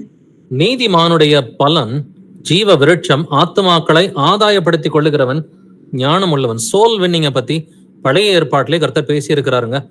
ஆத்துமாக்களை ஆதாயம் பண்றதை பத்தி பழைய ஏற்பாட்டிலே கர்த்தர் பேசி இருக்கிறார்.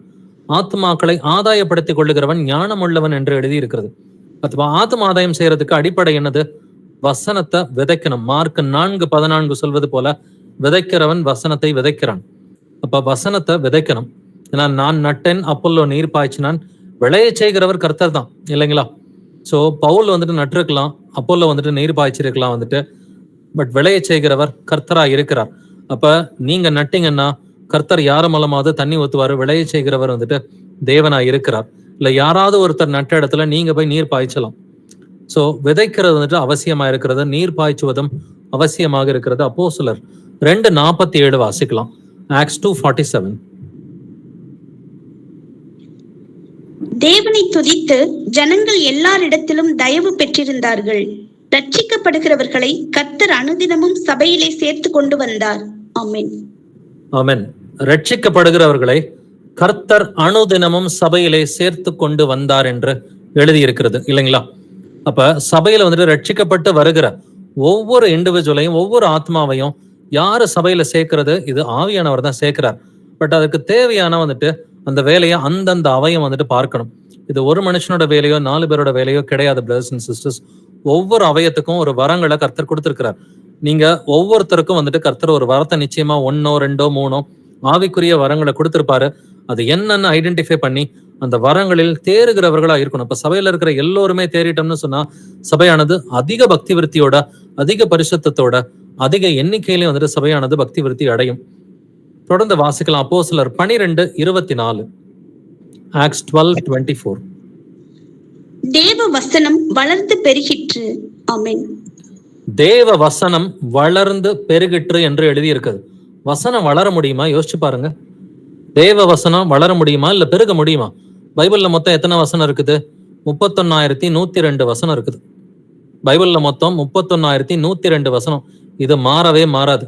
2000 வருஷமா வந்துட்டு பாத்தீங்கன்னா 31,102 வசனம் தான் இருக்கு. அதுக்கு மேல யாரும் கூட்டுறதுக்கோ குறைக்கிறதுக்கோ வாய்ப்பு இல்லை. இப்ப தேவ வசனம் வளர்ந்து பெருகிற்று அப்படின்னு சொன்னா என்ன அர்த்தம்? அந்த வசனத்தை ஏற்றுக்கொண்ட சீஷர்கள் இவங்க அன்புல வளர்ந்தாங்க, விசுவாசத்துல வந்துட்டு வளர்ந்தாங்க, சீஷர்கள் எண்ணிக்கையிலையும் வந்துட்டு வளர்ந்தாங்க. சோ சீஷர்கள் அன்புலையும் விசுவாசத்திலையும் எண்ணிக்கையிலையும் வளர்றத கர்த்தர் எப்படி சொல்றாரு? தேவ வசனம் வளர்ந்து பெருகிட்டுன்னு சொல்லி சொல்றாரு. அதற்கு ஒவ்வொரு அவயமும் தன்னுடைய கடமையை புரிஞ்சுக்கிட்டு கர்த்தருக்காக ஊழியம் செய்ய வேண்டும். அப்போஸ்தலர் 6:7 வாசிக்கலாம். Acts 6:7. தேவ வசனம் விருத்தி அடைந்தது. சீஷருடைய தொகை எருசலேமில் மிகவும் பெருகிற்று. ஆசாரியர்களில் அநேகரும் விசுவாசத்திற்கு கீழ்ப்படிந்தார்கள். ஆமென். தேவ வசனம் விருத்தி அடைந்தது. அதற்கு அர்த்தம் என்னது? சீஷருடைய தொகை எருசலேமில் மிகவும் பெருகிற்று. அப்ப சீஷருடைய தொகை பெருகணும்னு சொன்னா முதல்ல தேவ வசனம் வந்துட்டு மக்களுடைய இருதயத்துல விருத்தி அடையணும். இதுக்கு முன்னாடி படிச்சோம் இல்லைங்களா? அப்போஸ்தலர் 12:24 தேவ வசனம் வளர்ந்து பெருகிற்று. தேவ வசனம் இருதயங்களில் வளர்ந்து பெருகும் பொழுது தேவ வசனம் விருத்தி அடையும். சீஷருடைய தொகை எருசலேமில் பெருகியது போல உங்க பட்டணத்திலையும் பெருகும். பிரதர்ஸ் அண்ட் சிஸ்டர்ஸ், இன்னைக்கு தொகை பெருகல அப்படின்னு சொன்னா காரணம் வந்துட்டு தேவ வசனம் வளர்ந்து பெருகல. எங்க? மனிதர்களுடைய இருதயங்கள்ல, சீஷர்களுடைய இருதயங்கள்ல வந்துட்டு அது விருத்தி அடையில, வளர்ந்து பெருகல. இது நடக்கும் பொழுது விசுவாசத்திலையும் எண்ணிக்கையிலும் சரீர வளர்ச்சியிலையும் பக்தி விருத்திலையும் சபையானது முன்னேறி கொண்டே போகும். அப்போஸ்தலர் 11:21 வாசிக்கலாம். ஆக்ட்ஸ் 11:21. கர்த்தருடைய கரம் அவர்களோட இருந்தது. அநேக ஜனங்கள் விசுவாசிகளாகி கர்த்தரிடத்தில் திரும்பினார்கள். ஆமென். கர்த்தருடைய கரம் அவர்களோட இருந்தது. அநேக ஜனங்கள் விசுவாசிகளாய் மாறி கர்த்தரிடத்தில் திரும்பினார்கள், மனம் திரும்பினார்கள் என்று எழுதியிருக்கிறது இல்லைங்களா? அப்ப கர்த்தருடைய கரம் அவர்களோட இருக்கும் பொழுது என்ன நடக்கும்? தேவ வசனம் விருத்தி அடையும், தேவ வசனம் வளர்ந்து பெருகும். சீஷருடைய தொகை வந்துட்டு அந்தந்த பட்டணத்துல வந்துட்டு பெருகும். ஸோ இன்கேஸ் உங்க பட்டணத்துல நீங்க ஒரே ஒரு குடும்பம் தான் நீங்க விசுவாசத்துல இருக்கிறீங்களா, ஜெபம் பண்ணுங்க, சுவிசேஷம் அறிவிங்க. ஆவியின் கனியில வளர்றதுக்கு பயிற்சி முயற்சின்றது தேவை. ஏற்கனவே நீங்க ஒரே கர்த்தரை விசுவாசித்து இயேசுவின் நாமத்தினால ஞானஸ்நானம் பெற்றுட்டீங்களா? நீங்க ஒரு குடும்பமோ 2 குடும்பமோ 3 குடும்பம் தான் இருக்கிறீங்களா உங்களோட பட்டணத்துல? ஜெபம் பண்ணுங்க, சுவிசேஷம் அறிவிங்க, ஆவியின் கனியில வளருங்க. பயிற்சி முயற்சி இது ரெண்டுமே அவசியமானது. இப்படி செய்யும் பொழுது கர்த்தருடைய வசனம் விருத்தி அடையும். சீஷருடைய தொகை எருசலேம்ல மட்டுமல்ல உங்க பட்டணத்திலையும் அது மிகவும் பெருகும்ன்றதுல எந்த ஒரு சந்தேகமும் கிடையாது. அப்போஸ்தலர் 19:20 வாசிக்கலாம். இவ்வளவு பலமாய் கர்த்தருடைய வசனம் விருத்தி அடைந்து மேற்கொண்டது. ஆமென். எவ்வளவு பலமாய் கர்த்தருடைய வசனம் விருத்தி அடைந்து மேற்கொண்டது. சோ பலமாய் கர்த்தருடைய வசனம் விருத்தி அடைந்து மேற்கொண்டதுன்னா என்ன அர்த்தம்? ஜனங்களுடைய இருதயங்களை வந்துட்டு அது போய் நிரப்பி எடுத்து. அதனாலதான் அநேக ஜனங்கள் விசுவாசிகளாகி கர்த்தரிடத்தில் திரும்பினார்கள் என்று எழுதியிருக்கிறது.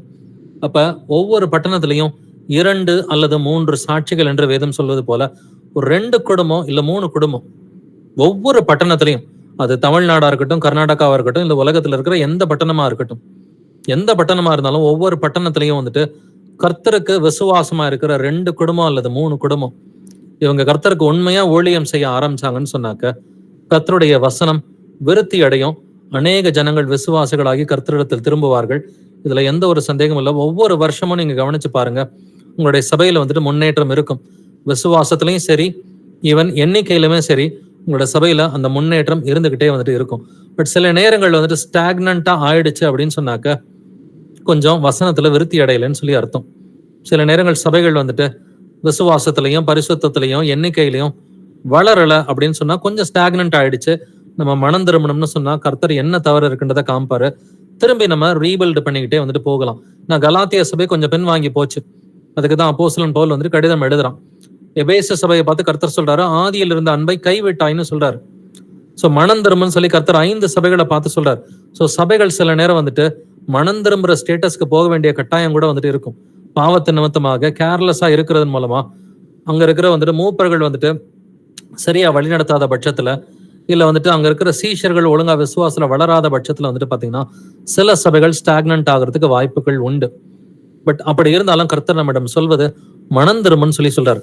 மனம் திரும்பிட்டும் சொன்னா பழையபடி வந்துட்டு நம்ம பிலடெல்பியா சபையை போல, சிமர்னா சபையை போல கர்த்தருக்கு பிரியமா இருக்க முடியும். யோவான் 15ஆம் அதிகாரம் முதல் 2 வசனங்களை வாசிப்போம். முதல் 5 வசனங்களை வாசிச்சிருங்க அப்படியே. நான் மெய்யான திராட்சை செடி, என் பிதா திராட்சை தோட்டக்காரர். என்னில் கனி கொடாதிருக்கிற கொடி எதுவோ அதை அவர் அறுத்து போடுகிறார். கனி கொடுக்கிற கொடி எதுவோ அது அதிக கனிகளை கொடுக்கும்படி அதை சுத்தம் பண்ணுகிறார். நான் உங்களுக்கு சொன்ன உபதேசத்தினாலே நீங்கள் இப்பொழுதே சுத்தமாய் இருக்கிறீர்கள். என்னில் நிலைத்திருங்கள், நானும் உங்களில் நிலைத்திருப்பேன். கொடியானது திராட்சை செடியில் நிலைத்திராவிட்டால் அது தானாய் கனி கொடுக்க மாட்டாதது போல நீங்களும் என்னில் நிலைத்திராவிட்டால் கனி கொடுக்க மாட்டீர்கள். நானே திராட்சை செடி, நீங்கள் கொடிகள். ஒருவன் என்னிலும் நான் அவனிலும் நிலைத்திருந்தால் அவன் மிகுந்த கனிகளை கொடுப்பான். என்னை அல்லாமல் உங்களால் ஒன்றும் செய்யக்கூடாது. ஆமென். ஆமென். நான் மெய்யான திராட்சை செடி, என் பிதா திராட்சை தோட்டக்காரர் என்று எழுதியிருக்கிறது. என்னில் கனி கொடாதிருக்கிற கொடி எதுவோ அதை அவர் அறுத்து போடுவார் என்று வேதம் சொல்கிறது. அப்ப கனி கொடுக்காத கிறிஸ்தவர்கள் யாராவது இருந்தா பிதாவானவர் என்ன செய்வாரு? அதை அறுத்து போடுவார் என்று வேதம் சொல்கிறது. கனி கொடுக்கிற கொடி எதுவோ அது அதிக கனிகளை கொடுக்கும்படி அதை சுத்தம் பண்ணுவார். அப்ப கனி கொடுக்க ஆரம்பிச்சிட்டீங்கன்னா பரிசுத்தமாயிருக்கிறவன் மேலும் பரிசுத்தமாகட்டும்னு சொல்லி வசனம் சொல்லுது. அந்த வசனத்தின் அடிப்படையில ஆவியானவர் நம்மை சுத்தம் பண்ணுகிறவரா இருக்கிறார். அதே போல 4வது வசனத்துல என்னில் நிலைத்திருங்கள், நானும் உங்களில் நிலைத்திருப்பேன். கொடியானது திராட்சை செடியில் நிலைத்திராவிட்டால் அது தானாய் கனி கொடுக்க மாட்டாதது போல நீங்களும் என்னில் நிலைத்திராவிட்டால் கனி கொடுக்க மாட்டீர்கள். மற்றவர்களுக்கு பிரசங்கம் பண்ணுகிற நான் தானே ஆகாதவனாய் போகாதபடிக்கு என் சரீரத்தை ஒடுக்கி கீழ்ப்படுத்துகிறேன்னு சொல்லி பவுல் சொல்றான். மற்றவங்களுக்கு பிரசங்கம் பண்ற சீஷர்களா இருக்கிறோம்னு சொன்னா முதல்ல கர்த்தருக்குள்ளார, கர்த்தருடைய வசனத்துக்குள்ளார நம்ம நிலைத்திருக்க வேண்டும். நம்ம எப்படி சகல ஞானத்தோடும் கர்த்தருடைய வசனங்களோட நம்ம நிலைத்திருக்கணும்னு சொல்லி வேதம் சொல்கிறது. அப்ப நானே திராட்சை செடி, நீங்கள் கொடிகள். ஒருவன் என்னிலும் நான் அவனிலும் நிலைத்திருந்தால் அவன் மிகுந்த கனிகளை கொடுப்பான்னு சொல்லி கர்த்தர் சொல்றாரு. அப்ப நம்ம மிகுந்த கனிகளை கொடுக்கணும்னா என்ன பண்ணணும்? நாம கர்த்தருக்குள்ளாரையும் கர்த்தர் நமக்குள்ளாரையும் நிலைத்திருக்கணும். இது என்னன்றதை புரிஞ்சுக்கிறதுக்கு 7வது வசனத்தையும் 8வது வசனத்தையும் வாசிக்கலாம். நீங்கள் என்னிலும் என் வார்த்தைகள் உங்களிலும் நிலைத்திருந்தால் நீங்கள் கேட்டுக்கொள்வது எதுவோ அது உங்களுக்கு செய்யப்படும். நீங்கள் மிகுந்த கனிகளை கொடுப்பதினால் என் பிதா மகிமைப்படுவார், எனக்கும் சீஷராய் இருப்பீர்கள். ஆமென். நீங்கள் என்னிலும் என் வார்த்தைகள் உங்களிலும் நிலைத்திருந்தால், அப்ப கர்த்தருக்குள்ளார நம்ம நிலைத்திருக்கிறதுனா என்னது? கர்த்தருடைய வார்த்தை நம்ம இருதயத்துல நிலைத்திருக்கணும். என் வசனத்திற்கு நடுங்குகிறவனையே நோக்கி பார்ப்பேன்னு கர்த்தர் சொல்றார். அப்ப வசனத்துல நிலைத்திருந்தாதான் கர்த்தருக்குள்ளார நம்ம நிலைத்திருக்கிறதுன்னு சொல்லி அர்த்தம். அப்படி இருந்தா மிகுந்த கனிகளை கொடுக்க முடியும். நீங்கள் மிகுந்த கனிகளை கொடுப்பதனால் என் பிதா மகிமைப்படுவார், எனக்கும் சீஷராய் இருப்பீர்கள். அப்ப நம்ம கர்த்தருக்கு சீஷரா இருக்கணும், இயேசு கிறிஸ்துவின் சீஷர்களா நம்ம இருக்கணும்னு சொன்னாக்க நம்ம என்ன செய்யணுமா? மிகுந்த கனிகளை கொடுக்கணும். வருஷத்துக்கு ஒரு ஆத்மாவது பிடிக்கிறீங்களான்றதை பார்த்துக்கணும். இதுதான் நமக்கான அடிப்படை. வருஷத்துக்கு உங்க மூலமா ஒரு ஆத்மாவது சத்தியத்தை ஏத்துக்குதா? அப்படி இல்லைன்னா அந்த வருஷம் நம்ம ஊழியம் பார்க்கலன்னு சொல்லி அர்த்தம். இப்ப 2024 இருக்கிறோம். இப்ப போன வருஷம் நீங்க சத்தியத்தை ஏத்துக்கிட்டீங்களா? இல்ல 2020 சத்தியத்தை ஏத்துக்கிட்டீங்கன்னா ஒவ்வொரு வருஷமும் குறைஞ்சபட்சம் நம்மை போல ஒருவரை மாத்தணும். நான் கிறிஸ்துவை பின்பற்றுவது போல நீங்களும் என்னை பின்பற்றுங்கள்னு சொல்லி பவுல் சொல்றான். இப்ப நாம இயேசு கிறிஸ்துவை ஏத்துக்கிட்டது போல வருஷத்துக்கு ஏதாவது ஒரு ஆத்மாவையாவது நம்ம பிடிக்கணும். வருஷத்துக்கு ஒரு ஆத்மாவை கூட நம்ம பிடிக்கலன்னு சொன்னா அந்த வருஷம் நம்ம கர்த்தருக்கு பெருசா எந்த ஊழியமும் பார்க்கலன்னு தான் அர்த்தம். நான் விளைய செய்கிறவர் கர்த்தர் தான். நம்ம பிரயாசத்தோட போய் நம்ம ஊழியம் பார்க்கும் பொழுது கர்த்தர் விளைய செய்வார். 365 நாள்ல ஒரே ஒரு ஆத்மா இருந்தா அது உங்களுக்கு சாட்சியா இருக்கும். நிச்சயமா உங்களுக்கும் உங்களுடைய வீட்டாருக்கும் அது சாட்சியாக இருக்கும். உங்க குடும்பத்துல நீங்க 4 பேர் இருக்கிறீங்களா? இன்னொரு 4 பேரை அந்த வருஷம் வழி நடத்தினாக்க அது கர்த்தருக்கு ஏதுவான ஒரு பிரியமான ஒரு காரியமா இருக்கும். நீங்கள் மிகுந்த கனிகளை கொடுக்கணும்னு சொல்லி சொல்றார். சரி, மிகுந்த கனிகளை கொடுக்கணும்னு சொன்னாக்க அதுக்கு அடிப்படையில கர்த்தருடைய வார்த்தையை நமக்குள்ளார நிலைத்திருக்கணும். இது எப்படி பிரதிபலிக்கும் அப்படின்றத நம்ம பார்க்கலாம். 2 பேதுரு 1 அதிகாரம் 5 முதல் 10 வசனங்களை வாசிக்கலாம். 2 Peter 1st chapter verses 5 to 10. இப்படி இருக்க நீங்கள் அதிக ஜாக்கிரதை உள்ளவர்களாய் உங்கள் விசுவாசத்தோட தைரியத்தையும், தைரியத்தோட ஞானத்தையும், ஞானத்தோட இச்சை அடக்கத்தையும், இச்சை அடக்கத்தோட பொறுமையையும், பொறுமையோட தேவ பக்தியையும், தேவ பக்தியோட சகோதர சிநேகத்தையும், சகோதர சிநேகத்தோட அன்பையும் கூட்டி வழங்குங்கள். இவைகள் உங்களுக்கு உண்டாயிருந்து பெருகினால் உங்களை நம்முடைய கர்த்தராகிய இயேசு கிறிஸ்துவை அறிகிற அறிவிலே வீணரும் கனியற்றவர்களுமாய் இருக்க ஒட்டாது. இவைகள் இல்லாதவன் எவனோ அவன் முன் செய்த பாவங்கள் அற தான் சுத்திகரிக்கப்பட்டதை மறந்து கண் சொருகி போன குருடனாய் இருக்கிறான். ஆகையால் சகோதரரே, உங்கள் அழைப்பையும் தெரிந்து கொள்ளுதலையும் உறுதியாக்கும்படி ஜாக்கிரதையாய் இருங்கள். இவைகளை செய்தால் நீங்கள் ஒரு காலம் இடறி விழுவதில்லை. ஆமென். எப்படி இருக்க நீங்கள் அதிக ஜாக்கிரதை உள்ளவர்களாய் உங்கள் விசுவாசத்தோட என்னத்தை சேர்த்துக்கணுமா? தைரியத்தை சேர்த்துக்கணும்னு சொல்லி கர்த்தர் சொல்றாரு. விசுவாசம் இருந்தா மட்டும் பத்தாது பிரதர்ஸ் அண்ட் சிஸ்டர்ஸ். அந்த விசுவாச தைரியமா போய் மற்றவர்களுக்கு அறிவிக்கிற பிள்ளைகளா நம்ம இருக்கணும். பட் தைரியம் இருந்தா மட்டும் பத்தாது, அது ஞானத்தோடு கூடிய தைரியமா இருக்கணும். இன்னைக்கு அசட்டு தைரியத்தோட இருக்கிற அநேக மூடர்கள் இருக்கிறாங்க. நான் எதை கண்டும் பயப்பட மாட்டேன்னு சொல்லி இந்த உலகபூர்வமான அசட்டு தைரியத்தை கர்த்தர் பேசவே இல்லை. ஞானத்தோடு கூடிய தைரியத்தை தான் கர்த்தர் பேசுகிறார். நான் எங்க வேணா போவேன், என்ன வேணா பேசுவேன், இப்படிப்பட்ட தைரியத்தை கர்த்தர் இங்க எழுதல. விசுவாசத்தோட தைரியத்தை சேர்த்துக்கணும், தைரியத்தோட ஞானத்தை சேர்த்துக்கணும், ஞானத்தோட இச்சையடக்கத்தையும் சேர்த்துக்கணும். ஏன்னா இச்சையடக்கம்ன்றது அது நம்முடைய பார்வையில இச்சையடக்கமா இருக்கலாம், இல்ல நம்முடைய பேச்சுல இச்சையடக்கமா இருக்கலாம், சாப்பிடுறதுல இச்சையடக்கமா இருக்கலாம், நம்முடைய கிரியைகள்ல வந்துட்டு இச்சையடக்கமா இருக்கலாம். சோ ஒவ்வொரு காரியத்திலையும் இச்சையடக்கமா இருக்கணும்னு கர்த்தர் சொல்றாரு. பொறுமையோட இருக்கணும், இச்சையடக்கத்தோட பொறுமை இருக்கணும், பொறுமையோட தேவபக்தி இருக்கணும், தேவபக்தியோட சகோதர சிநேகம் இருக்கணும், சகோதர சிநேகத்தையும் அன்பையும் கூட்டி வழங்குங்கள். இப்ப இந்த குணாதிசயங்கள் பாத்தீங்கன்னா விசுவாசம், தைரியம், ஞானம், இச்சையடக்கம், பொறுமை, தேவபக்தி, சகோதர சிநேகம், அன்பு, இந்த 8 விஷயங்களும் என்னது? ஆவியின் கனி தான். இந்த ஆவியின் கனியை நீங்கள் கூட்டி வழங்கணும். பட் 8வது வசனத்தை கவனிச்சு பாருங்க. இவைகள் உங்களுக்கு உண்டாயிருந்து பெருகினால், ஆவியின் கனி முதல்ல உண்டாகணும், 2வது பெருகணும். இன்னும் நிறைய பேருக்கு ஆரம்பத்துல அன்பே இருக்காது, சுபாவம் பண்றதே இருக்காது, மாம்சத்துக்குரிய அன்பு தான் வந்துட்டு இருக்கும். ஸோ சுபாவ அன்பு இல்லாதவர்கள் நிறைய பேர் இருக்கிறாங்கன்னு சொல்லி வேதம் சொல்கிறது. ஸோ முதல்ல அன்பு எப்படி வந்துட்டு நமக்கு வளர்ந்து பெருகுது? மாயமற்ற விசுவாசத்துல தான் அன்பு பிறக்கும்னு சொல்லி வேதம் சொல்லுது. நமக்கு முன்னாடி இருந்த அன்பெல்லாம் வந்துட்டு மாம்ச அன்பு. ஆவிக்குரிய அன்பு வந்துட்டு எப்படி வளருமா? இது மாயமற்ற விசுவாசத்தில் பிறக்கும் அன்பேன்னு சொல்லி வேதம் சொல்லுது. இப்ப மாயமற்ற விசுவாசம்னா, விசுவாசம் எப்படி வரும்? விசுவாசம் கேள்வியினாலே வரும், கேள்வி தேவனுடைய வசனத்தினாலே வரும். அப்ப நீங்க வசனத்தை அதிகமா கேள்வி கேட்கறது கிடையாது. நான் ரீசெண்டா ஒரு சகோதரன்ட்ட பேசினேன். விசுவாசம் கேள்வியினாலே வரும், கேள்வி தேவனுடைய வசனத்தினாலே வரும்னு சொல்லி என்கிட்ட கிட்டத்தட்ட ஒரு 50 கேள்வி கேட்டிருப்பார். ஒரு 2 மணி நேரத்துல பாத்தீங்கன்னா ஒரு 50 கேள்வியாவது கேட்டிருப்பார். அந்த வசனத்தையே தப்பும் தவறுமா புரிஞ்சுக்கிட்டு, கேள்வின்றது கேட்கிற ஞானம், கேள்வி ஞானம், காதுல கேட்கிறது. வசனத்தை ஒரு வாசிக்கும் பொழுதோ, இல்ல வசனத்தை ஒருத்தர் விளக்கி பிரசங்கம் பண்ணும் பொழுதோ, இதை பொறுமையா காதுல கேட்கறதுக்கு பேர் தான் கேள்வி ஞானம்னு சொல்லி வேதம் சொல்கிறது. சோ விசுவாசம் கேள்வியினாலே வரும்னு சொன்னாக்க, கேள்வி தேவனுடைய வசனத்தினாலே வரும்னா, வசனத்தை ஒருத்தர் வாசிக்க கேட்பதன் மூலமா, இல்ல ஒருத்தர் பிரசங்கம் பண்றதை கேட்பதன் மூலமா தான் விசுவாசம் வளரும்னு சொல்லி சொல்லுது. கேள்வி கேட்கிற விஷயத்தை பத்தி ஆவியானவர் இங்க எழுதல. சோ இந்த ஆவியின் கனி வந்துட்டு நமக்கு உண்டாகணும், பெருகணும்னு சொல்லி வேதம் சொல்கிறது. இப்ப விசுவாசத்தின் மூலமா தான் நமக்கு அன்பு வருது, அன்பின் மூலமா நமக்கு மற்ற ஆவியின் கனிகள் வரும்னு சொல்லி 1 கொரிந்தியர் 13 நமக்கு சொல்லி கொடுக்குது. இப்ப இவைகள் உங்களுக்கு உண்டாயிருந்து பெருகினால், உங்களை நம்முடைய கர்த்தராகிய இயேசு கிறிஸ்துவை அறிகிற அறிவிலே வீணரும் கனியற்றவர்களுமா இருக்க ஒட்டாது. ஆவியின் கனி மட்டும் உங்களுக்கு வந்துருச்சுனாக்க, நீங்க தொடர்ந்து கர்த்தருடைய ராஜ்யத்துக்கு கனி கொடுக்கிற பிள்ளைகளா இருப்பீங்க. ஒவ்வொரு வருஷமும் உங்க மூலமா வந்துட்டு கர்த்தருடைய ராஜ்யத்துல நுழையிற ஆத்மாக்கள் இருந்துகிட்டே தான் இருப்பாங்க. 9வது வசனத்தை கவனிச்சு பாருங்க. இவைகள் இல்லாதவன் எவனோ? இவைகள்னா என்னது? விசுவாசம், தைரியம், ஞானம், இச்சையடக்கம், பொறுமை, தேவபக்தி, சகோதர சிநேகம், அன்பு. இந்த ஆவியின் கனி இல்லாதவன் எவனோ? அவன் முன் செய்த பாவங்களற தன் சுத்திகரிக்கப்பட்டதை மறந்து கண் சொருகி போன குருடனா இருக்கிறான். ஆவியின் கனி இல்லைன்னா கண் சொருகி போன குருடன்னு கர்த்தர் சொல்றாரு. வெறும் வரங்களை வச்சு மட்டுமே பரலோக ராஜ்யத்துக்குள்ளார நுழைய முடியாது. மத்தேயு 7:22-23 நமக்கு தெரியும். அந்நாளில் அநேகரனை நோக்கி, கர்த்தாவே கர்த்தாவே, உமது நாமத்தினாலே பிசாசுகளை துரத்தணும் அல்லவா, உமது நாமத்தினாலே தீர்க்க தரிசனம் உரைத்தோம் அல்லவா, உமது நாமத்தினாலே அற்புதங்களை செய்தோம் அல்லவான்னு சொல்லி கேட்டா, இயேசு கிறிஸ்து என்ன பதில் சொல்றாரு? உங்களை நான் ஒரு காலம் அறியவில்லை, அக்கிரம செய்கைக்காரரை என்னை விட்டு அகன்று போங்கள்னு சொல்றாரு. சோ வெறும் வரங்களை வைத்து மட்டும் மேன்மை பாராட்ட முடியாது. வரங்கள் எதற்காக? சபையினுடைய பக்தி விருத்திக்காக, சபையினுடைய சரீர வளர்ச்சிக்காக, சபையில அநேகர் விசுவாசத்துல வளரணுன்றதுக்காக தான் நமக்கு சபையில இருக்கிற சீஷர்களுக்கும் போதகர்களுக்கும் வந்துட்டு கர்த்தர் வந்துட்டு ஆவிக்குரிய வரங்களை கொடுக்கிறார். அந்த வரங்களை நம்ம புரிஞ்சு வச்சுக்கணும். பட் ஆவியின் கனி இல்லைனாக்க அவன் கண் சொருகி போன குருடனா இருக்கிறான்னு சொல்லி வேதம் சொல்லுது. ஆகையால் சகோதரரே, உங்கள் அழைப்பையும் தெரிந்து கொள்ளுதலையும் உறுதியாக்கும்படி ஜாக்கிரதையா இருங்கள். இவைகளை செய்தால் நீங்கள் ஒரு காலம் இடறி விடுவதில்லை. இந்த வசனத்தை நல்லா அண்டர்லைன் பண்ணிக்கோங்க.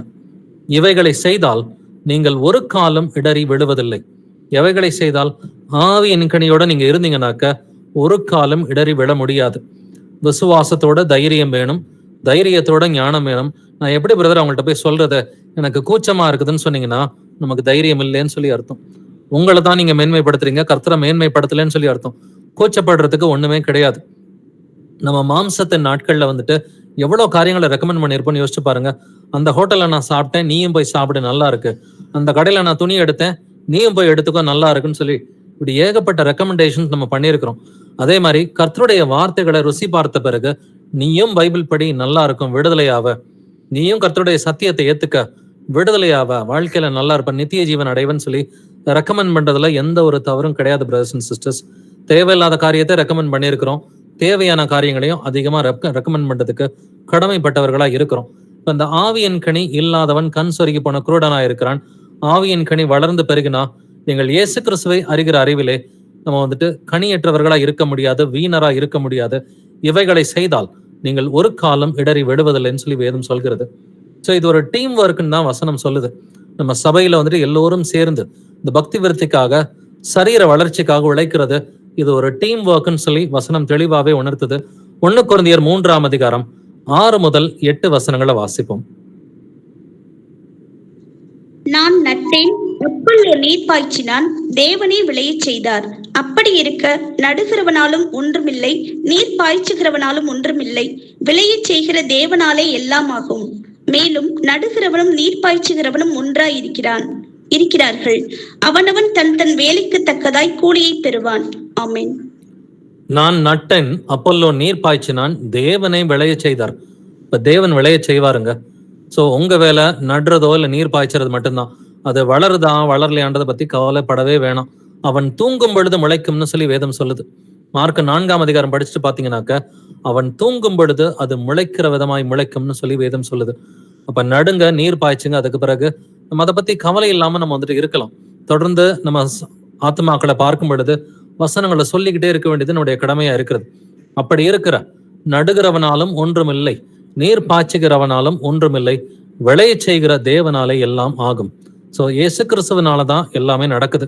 சபையில பக்தி விருத்தி நடக்கிறது, சபையில சரீர வளர்ச்சி உண்டாகிறது இயேசு கிறிஸ்துவனாலதான். அதற்கு நம்மளை நாமளே ஈல்டு பண்ணணும், விட்டு கொடுக்கணும். வசனத்திற்கு நாம் விட்டு கொடுக்கிறவர்களா இருக்கணும். மேலும் நடுகிறவனும் நீர் பாய்ச்சுகிறவனும் ஒன்றாய் இருக்கிறார்கள், அவனவன் தன் தன் வேலைக்கு தக்கதாய் கூலியை பெறுவான். இயேசு கிறிஸ்து இந்த பூமிக்கு வரும் பொழுது நித்திய ஜீவனை வந்துட்டு பெறுவோம். அவனுடைய ரிவார்டு வந்துட்டு என்கிட்ட இருக்குதுன்னு சொல்லி கர்த்தர் சொல்றாரு. அப்ப ஒவ்வொருத்தருக்கும் தேவையான ரிவார்டை வந்துட்டு கர்த்தரை நிச்சயமா கொடுப்பார். அதற்கு நம்ம கிட்ட வந்துட்டு ஒரு சில குணாதிசயங்கள் வந்துட்டு வேணும். ஆவியின் கனின்றதை இன்னும் கொஞ்சம் நம்ம டீட்டெயில்டா பார்க்கணும்னு சொன்னாக்க, இன்னும் கடைசியா ஒரு வசனத்தை டீட்டெயில்டாவே பார்த்துட்டு நம்ம வந்துட்டு இந்த பைபிள் ஸ்டடியை நிறைவு செய்யலாம். 2 கொரிந்தியர் 6ஆம் அதிகாரம் வசனங்கள் 3 முதல் 10 வரை வாசிக்கலாம். இந்த ஊழியம் குற்றப்படாதபடிக்கு நாங்கள் யாதொன்றிலும் இடரல் உண்டாக்காமல் எவ்விதத்தினாலேயும் எங்களை தேவ ஊழியக்காரராக விளங்க பண்ணுகிறோம். மிகுந்த பொறுமையிலும் உபத்திரவங்களிலும் நெருக்கங்களிலும் இடுக்கண்களிலும் அடிகளிலும் காவல்களிலும் கலகங்களிலும் பிரயாசங்களிலும் கண் விழிப்புகளிலும் உபவாசங்களிலும் கற்பிலும் அறிவிலும் நீடிய பொறுமையிலும் தயவிலும் பரிசுத்த ஆவியிலும் மாயமற்ற அன்பிலும் சத்திய வசனத்திலும் திவ்ய பலத்திலும் நீதியாகிய வலது இடது பக்கத்து ஆயுதங்களை தரித்திருக்கிறதிலும் கனத்திலும் கனவீனத்திலும் துர்க்கீர்த்தியிலும் நற்கீர்த்தியிலும் எத்தர் என்று எண்ணப்பட்டாலும் நிஜஸ்தராகவும் அறியப்படாதவர்கள் என்று எண்ணப்பட்டாலும் நன்றாய் அறியப்பட்டவர்களாகவும் சாகிறவர்கள் எண்ணப்பட்டாலும் உயிரோடு இருக்கிறவர்களாகவும் தண்டிக்கப்படுகிறவர்கள் எண்ணப்பட்டாலும் கொல்லப்படாதவர்களாகவும் துக்கப்படுகிறவர்கள் எண்ணப்பட்டாலும் எப்பொழுதும் சந்தோஷப்படுகிறவர்களாகவும் தரித்திரர் எண்ணப்பட்டாலும் அநேகரை ஐஸ்வர்யவான்களாக்குகிறவர்களாகவும் ஒன்றும் இல்லாதவர்கள் என்று எண்ணப்பட்டாலும் சகலத்தையும் உடையவர்களாகவும் எங்களை விளங்க பண்ணுகிறோம். ஆமென்.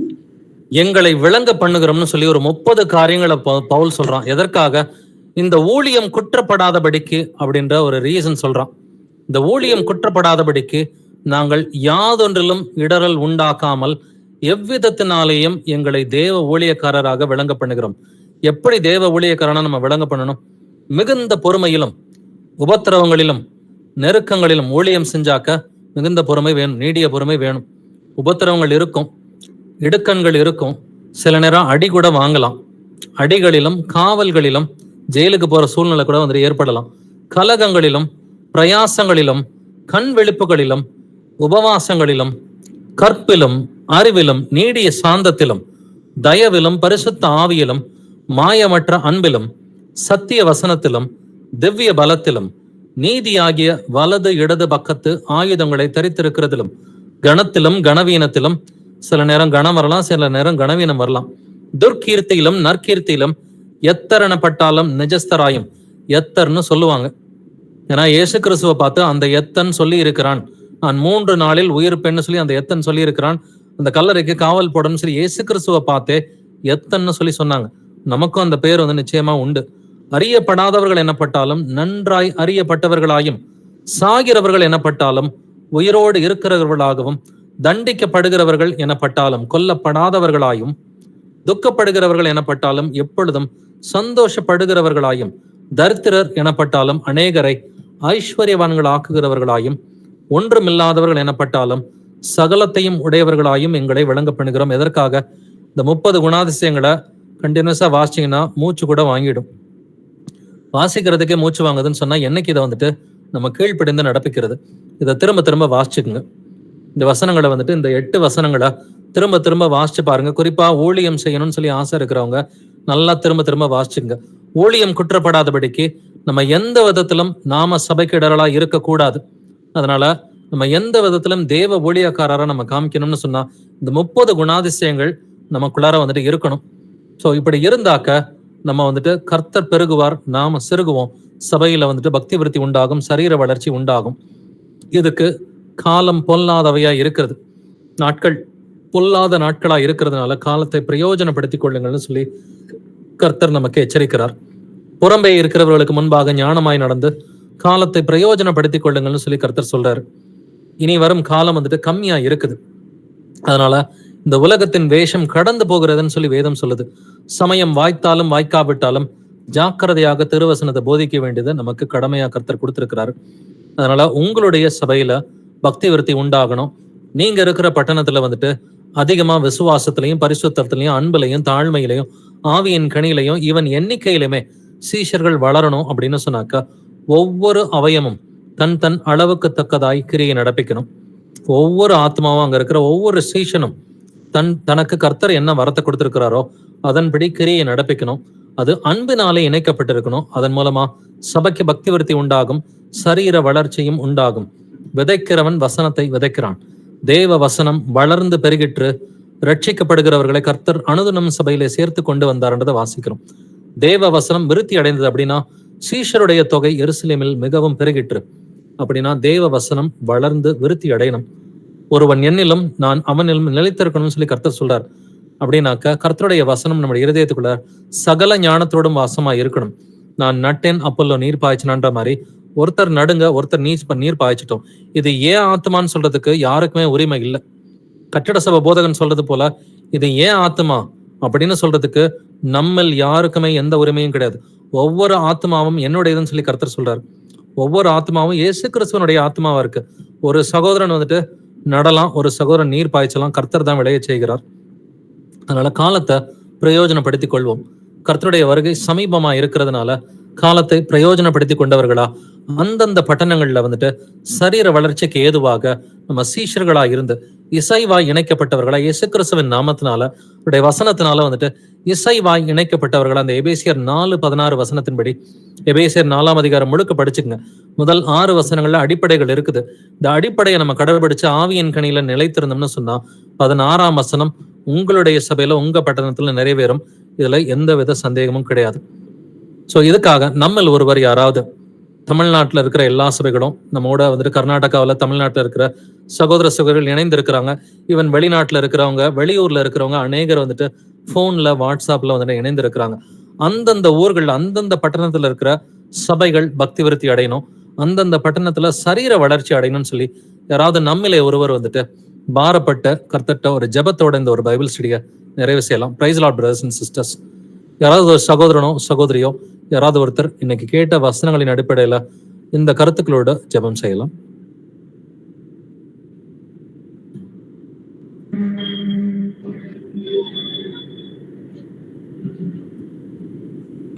ஸ்தோத்திரம் ஆண்டவரே, அல்லேலூயா. ஸ்தோத்திரம். மகா கிருபையும் இரக்கமும் அன்பும் தயவும் நிறைந்த எங்கள் அன்பின் பரிசுத்த பிதாவே, இந்த இரவு வேளைக்காக நன்றியோடு ஸ்தோத்தரிக்கிறோம், துதிக்கிறோம் ஆண்டவரே. ஆண்டவரே, இந்த 1 மணி நேரம் ஆண்டவரே உம்முடைய வார்த்தையை நாங்கள் கேட்டோம் ஆண்டவரே. அந்த வார்த்தையில் ஆண்டவரே ஜீவன் இருக்கிறது ஆண்டவரே. ஒவ்வொரு வார்த்தையும் ஆண்டவரே நாங்கள் கேட்டு அந்த வார்த்தையின் பிரகாரம் நடக்க கர்த்தர் எங்களை தகுதிப்படுத்துங்க ஆண்டவரே.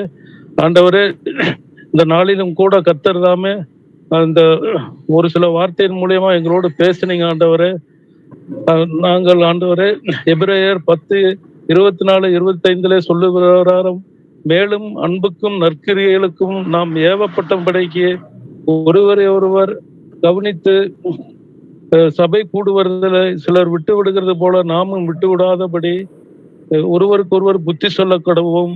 நாளானது சமீபத்து வருகிறதை எவ்வளவா பார்க்கிறீர்களோ அவ்வளவாய் புத்தி சொல்ல வேண்டும் என்ற வார்த்தையின் பிரகாரம் நாங்கள் அனுதினமும் இந்த வார்த்தையை கேட்டு நடக்க கர்த்தர் கிருபை செய்யும். ஆண்டவரே, ஆண்டவரே, நாங்கள்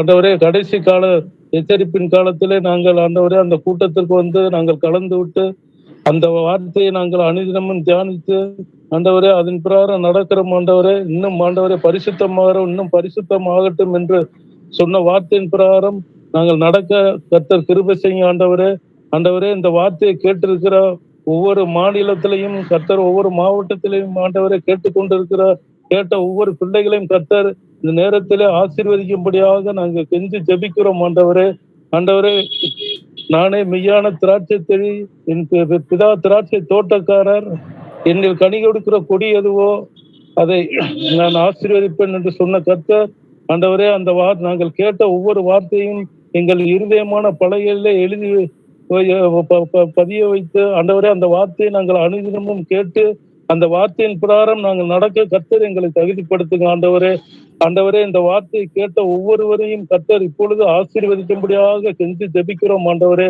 இந்த வார்த்தையை கொடுத்த ஆண்டவரே உம்முடைய ஊழியர் தேவதாசனை கர்த்தர் இப்பொழுது அவரையும் அவர் குடும்பத்தையும் கர்த்தர் ஆசீர்வதிக்கும்படியாக ஜெபிக்கிறோம். ஆண்டவரே, அனுதினமும் இந்த வார்த்தையை நாங்கள் இன்னும் அதிகமாய் கேட்டு ஒவ்வொருவரும் அந்த வார்த்தைக்கு விரோதமாய் நல்லபடியாக கேட்டு அந்த வார்த்தையின் பிரகாரம் நடக்க கர்த்தர் எங்களை தகுதிப்படுத்தி எங்களை ஆசீர்வதிக்கும்படியாக இரட்சகரும் மீட்பருமாகிய இயேசு கிறிஸ்துவின் நாமத்தினாலே கெஞ்சி ஜெபிக்கிறோம். எங்கள் ஜெபம் கேளும் ஜீவனுள்ள நல்ல பிதாவே. ஆமென். ஆமென். ஆமென். ஆமென். Praise Lord, brothers and sisters. Amen. Praise Lord. Praise the Lord. யாருக்காவது பிரேயர் ரிக்வெஸ்ட் இருக்குங்களா? Praise the Lord. யாருக்காவது பிரேயர் ரிக்வெஸ்ட் இருந்தாலோ அல்லது யாராவது சாட்சிகளை ஷேர் பண்றதுக்கு விருப்பப்பட்டாலோ உங்களுடைய சாட்சிகளை நீங்க பகிர்ந்துக்கலாம் கர்த்தருடைய பிள்ளைகளோடு. உங்களுக்கு ஏதாவது ஜெப குறிப்புகள் இருந்தாலும் நம்ம சபையாக சேர்ந்து ஜெபிக்கலாம். பிரதர் ராஜன் பேசுறேன். பிரதர் சொல்லுங்க பிரதர். பிரதர், இப்ப ஞானஸ்தானம் எடுத்துட்டு வந்து பாத்தீங்கன்னா நைட் எல்லாம் ஜோம் பண்ணிட்டு படுத்தாலும் எனக்கு ஒரே போராட்டம், கனவு, கெட்ட கெட்ட கனவு இந்த மாதிரி வந்துகிட்டே இருக்கு பிரதர். ரொம்ப நானும் நைட் எல்லாம் தூக்கமே கிடையாது எனக்கு. ஞானஸ்தானம் எடுத்த பிறகுங்களா? ஆமாங்க பிரதர். ஓகே. இப்ப வந்து பாத்தீங்கன்னா 2 நாளா இப்ப வந்து இந்த 2-3 நாள் இந்த வாரத்துல ஃபுல்லா தூக்கமே கிடையாது. ஒரு நாளும் ஒவ்வொரு கெட்ட கனவா வந்துட்டு இருக்குது. நானும் ஏசப்பாட்ட எந்திரிச்சு அந்த டைம்ல உட்காந்து வேண்டிட்டு கொஞ்சம் சரி அப்புறம் ஜோம் பண்ணிட்டு படுப்பேன். மறுபடியும் கொஞ்ச நேரம் கழிச்சு பாத்தீங்கன்னா கொஞ்ச நேரம் வராது, அப்புறம் மறுபடியும் வந்துருது. இதனால தூக்கமே ஃபுல்லா கெட்டுருச்சு. ஓகே, சரி. இயேசு கிறிஸ்து ஞானஸ்நானம் எடுத்தாரு. எடுத்த உடனே அவருக்கு பிசாசு சோதனைக்காரன் சோதிச்சான்னு எழுதியிருக்கு. இப்ப சோதனைகள் வந்தாலும் நாமளும் கர்த்தருடைய கிருபையோட நம்ம ஜெயிக்கணும். அதற்கு தேவையான கிருபையை அவர் கொடுக்குறாரு நிச்சயமாவே. நாமளும் அவருக்கு அந்த பயிற்சி முயற்சின்னு சொல்ற மாதிரி அவரோட வசனங்களை திரும்ப படிச்சு அவர்கிட்ட ஜெபம் பண்ணி அவருக்கு பிரியமா நடந்து நிச்சயமா ஜெயிக்க முடியும்னு ஆண்டவர் சொல்றாரு. உங்களுக்காக நம்ம யாராவது வந்துட்டு ஜெபம் பண்ணலாம். பிரதர் சிஸ்டர்ஸ், இப்ப பேசின சகோதரன் பிரதர் ராஜன் திருப்பூர்ல இருக்கிறாரு. இப்ப ரீசெண்டா லாஸ்ட் வீக் தான் திருச்சியில வந்துட்டு ஞானஸ்நானம் எடுத்திருந்தாரு. ஸோ கர்த்தரை இப்போ ஒரு சில மாதங்களா அறிஞ்சுக்கிட்டு நல்லா அவருடைய வசனத்தை வாசிச்சு அவருடைய விசுவாசத்துல முன்னேறி வர சகோதரன் தான். ஞானஸ்நானத்துக்கு பிறகு சோதனை இருக்கிறது சகஜமான ஒரு காரியம்தான். அவர் விசுவாசத்துல உறுதியா இருக்கணும்னு சொல்லி இந்த சோதனைகள்ல கர்த்தருடைய வசனத்தை கொண்டு அவர் ஜெயிக்கணும்னு சொல்லி நம்மளே யாராவது ஒருத்தர் அவருக்கு ப்ரே பண்ணலாம். பண்ணுங்க பிரதர். ஸ்தோத்திர இயேசுப்பா, சர்வ வல்லமையுள்ள தேவனாகிய கர்த்தரே, ராஜாதி ராஜாவே, வானத்துக்கும் பூமிக்கும் ஆண்டவரா இருக்கிறவரே, ஐயா இதோ ராஜா சகோதர ராஜன் பிரதர் மூடி திருக்கரங்கள் ஒப்பு தருவோம் ராஜா. என் ஆண்டவராகிய இயேசு கிறிஸ்துவே, இயேசுப்பா இதோ ராஜா என் சகோதரர் ராஜா உம்முடைய நாமத்தில் ஞானஸ்தானத்தை பெருகின்றதுக்கு முன்பதாக ஐயா என் ஆண்டவராகிய இயேசு கிறிஸ்துவே, ஐயா மகன் ராஜா உம்முடைய வசனங்களை கேட்டு பெருகும் ராஜா, மாம்சத்தில் இருந்த அந்த போராட்ட என் ஆண்டவராகிய கர்த்தரே, ஐயா மகனுடைய அப்பா மாம்சத்தின் அந்த அப்பா இதோ ராஜா எண்ணங்களின் அப்பா உபதேசத்தின் மூலியமாக பேசுகின்ற மாம்சிக ரீதியான எல்லா விதமான அந்த எண்ணங்களின் மூலியமாக இதோ பேசி இதோ சகோதரனோடு கூட நீ ஞானஸ்தானத்தை பெறப்போகிறாய். இதோ நீ ஞானஸ்தானத்தை இதோ பெற்றுக்கொண்டிருக்கிறது சரியான ஞானஸ்தானம் தானா என்று சொல்லி வசனத்தை எல்லாவற்றையும் பாற்ற பின்பும் இருதயத்தில் சஞ்சலத்தை உண்டு பண்ணி இதோ நெருக்கத்தினாலும் இதோ ஒரு பாரத்தினாலையும் இருதயத்தில் உண்டாகின்ற நம் மாம்சத்தின் எண்ணங்களின் மூலியமாகவும் ராஜா அப்பா கனவு என்கின்றது எழும்பும் என்று சொல்லி உம்முடைய வேத வசனம் சொல்லுகின்றது ஐயா. என் ஆண்டவராகிய இயேசு கிறிஸ்துவே ஐயா, இதோ ராஜா என் சகோதரருடைய அப்பா ஞானஸ்தானத்தை பெறுகின்றது முன்பதாக நான் சரியான வழியில் தான் நான் நடக்க போறேனா? இதோ நான் ஆண்டவராகிய இயேசு கிறிஸ்துவின் வசனத்தின் அடிப்படையில் நடப்பேனோ? ஒருவேளை இந்த உபதேசம் சரிதானோ என்கிறது போல மாம்சத்தில் ராஜா எந்த எண்ணங்கள் மூலியமாக அப்பா அந்தகார இருளின் செயல்கள் ராஜா செயல்படுறதோ ராஜா, அந்த எல்லா அந்தகார இருளின் செயல்களை இயேசு நாமத்துல கட்டுறோம் ராஜா. என் ஆண்டவராகிய இயேசு கிறிஸ்துவே ஏசப்பா, உம்முடைய வசனத்தை ராஜா உன் பிள்ளைகளாகிய நாங்கள் அப்பா சிறு குழந்தையை போல ஏற்றுக்கொள்ள வேண்டும் என்று சொல்லியிருக்கிறீர் ராஜா. பெரையா பற்ற போல் ராஜா அப்பா யார் உபதேசித்தாலும் உம்முடைய வேத வசனங்களை பார்த்து ஆம் இருக்கின்றது என்று சொல்லி அறிந்து ஆமேன் என்று சொல்லி அப்பா ஆமேன் என்று சொல்லி அழைக்கப்படுகின்ற தேவனாகிய கர்த்தர் அப்பா ஏதோ நீர் சொல்லி இருக்கின்ற ஒவ்வொரு வாக்கு தத்தங்களும் ராஜா ஆம் என்றும் ஆமேன் என்றும் உமக்குள் நிறைவேறுகின்றது. அந்த வாக்கு தத்தம் என் சகோதரக்குள்ளையும் நிறைவேறி இருக்கின்றது.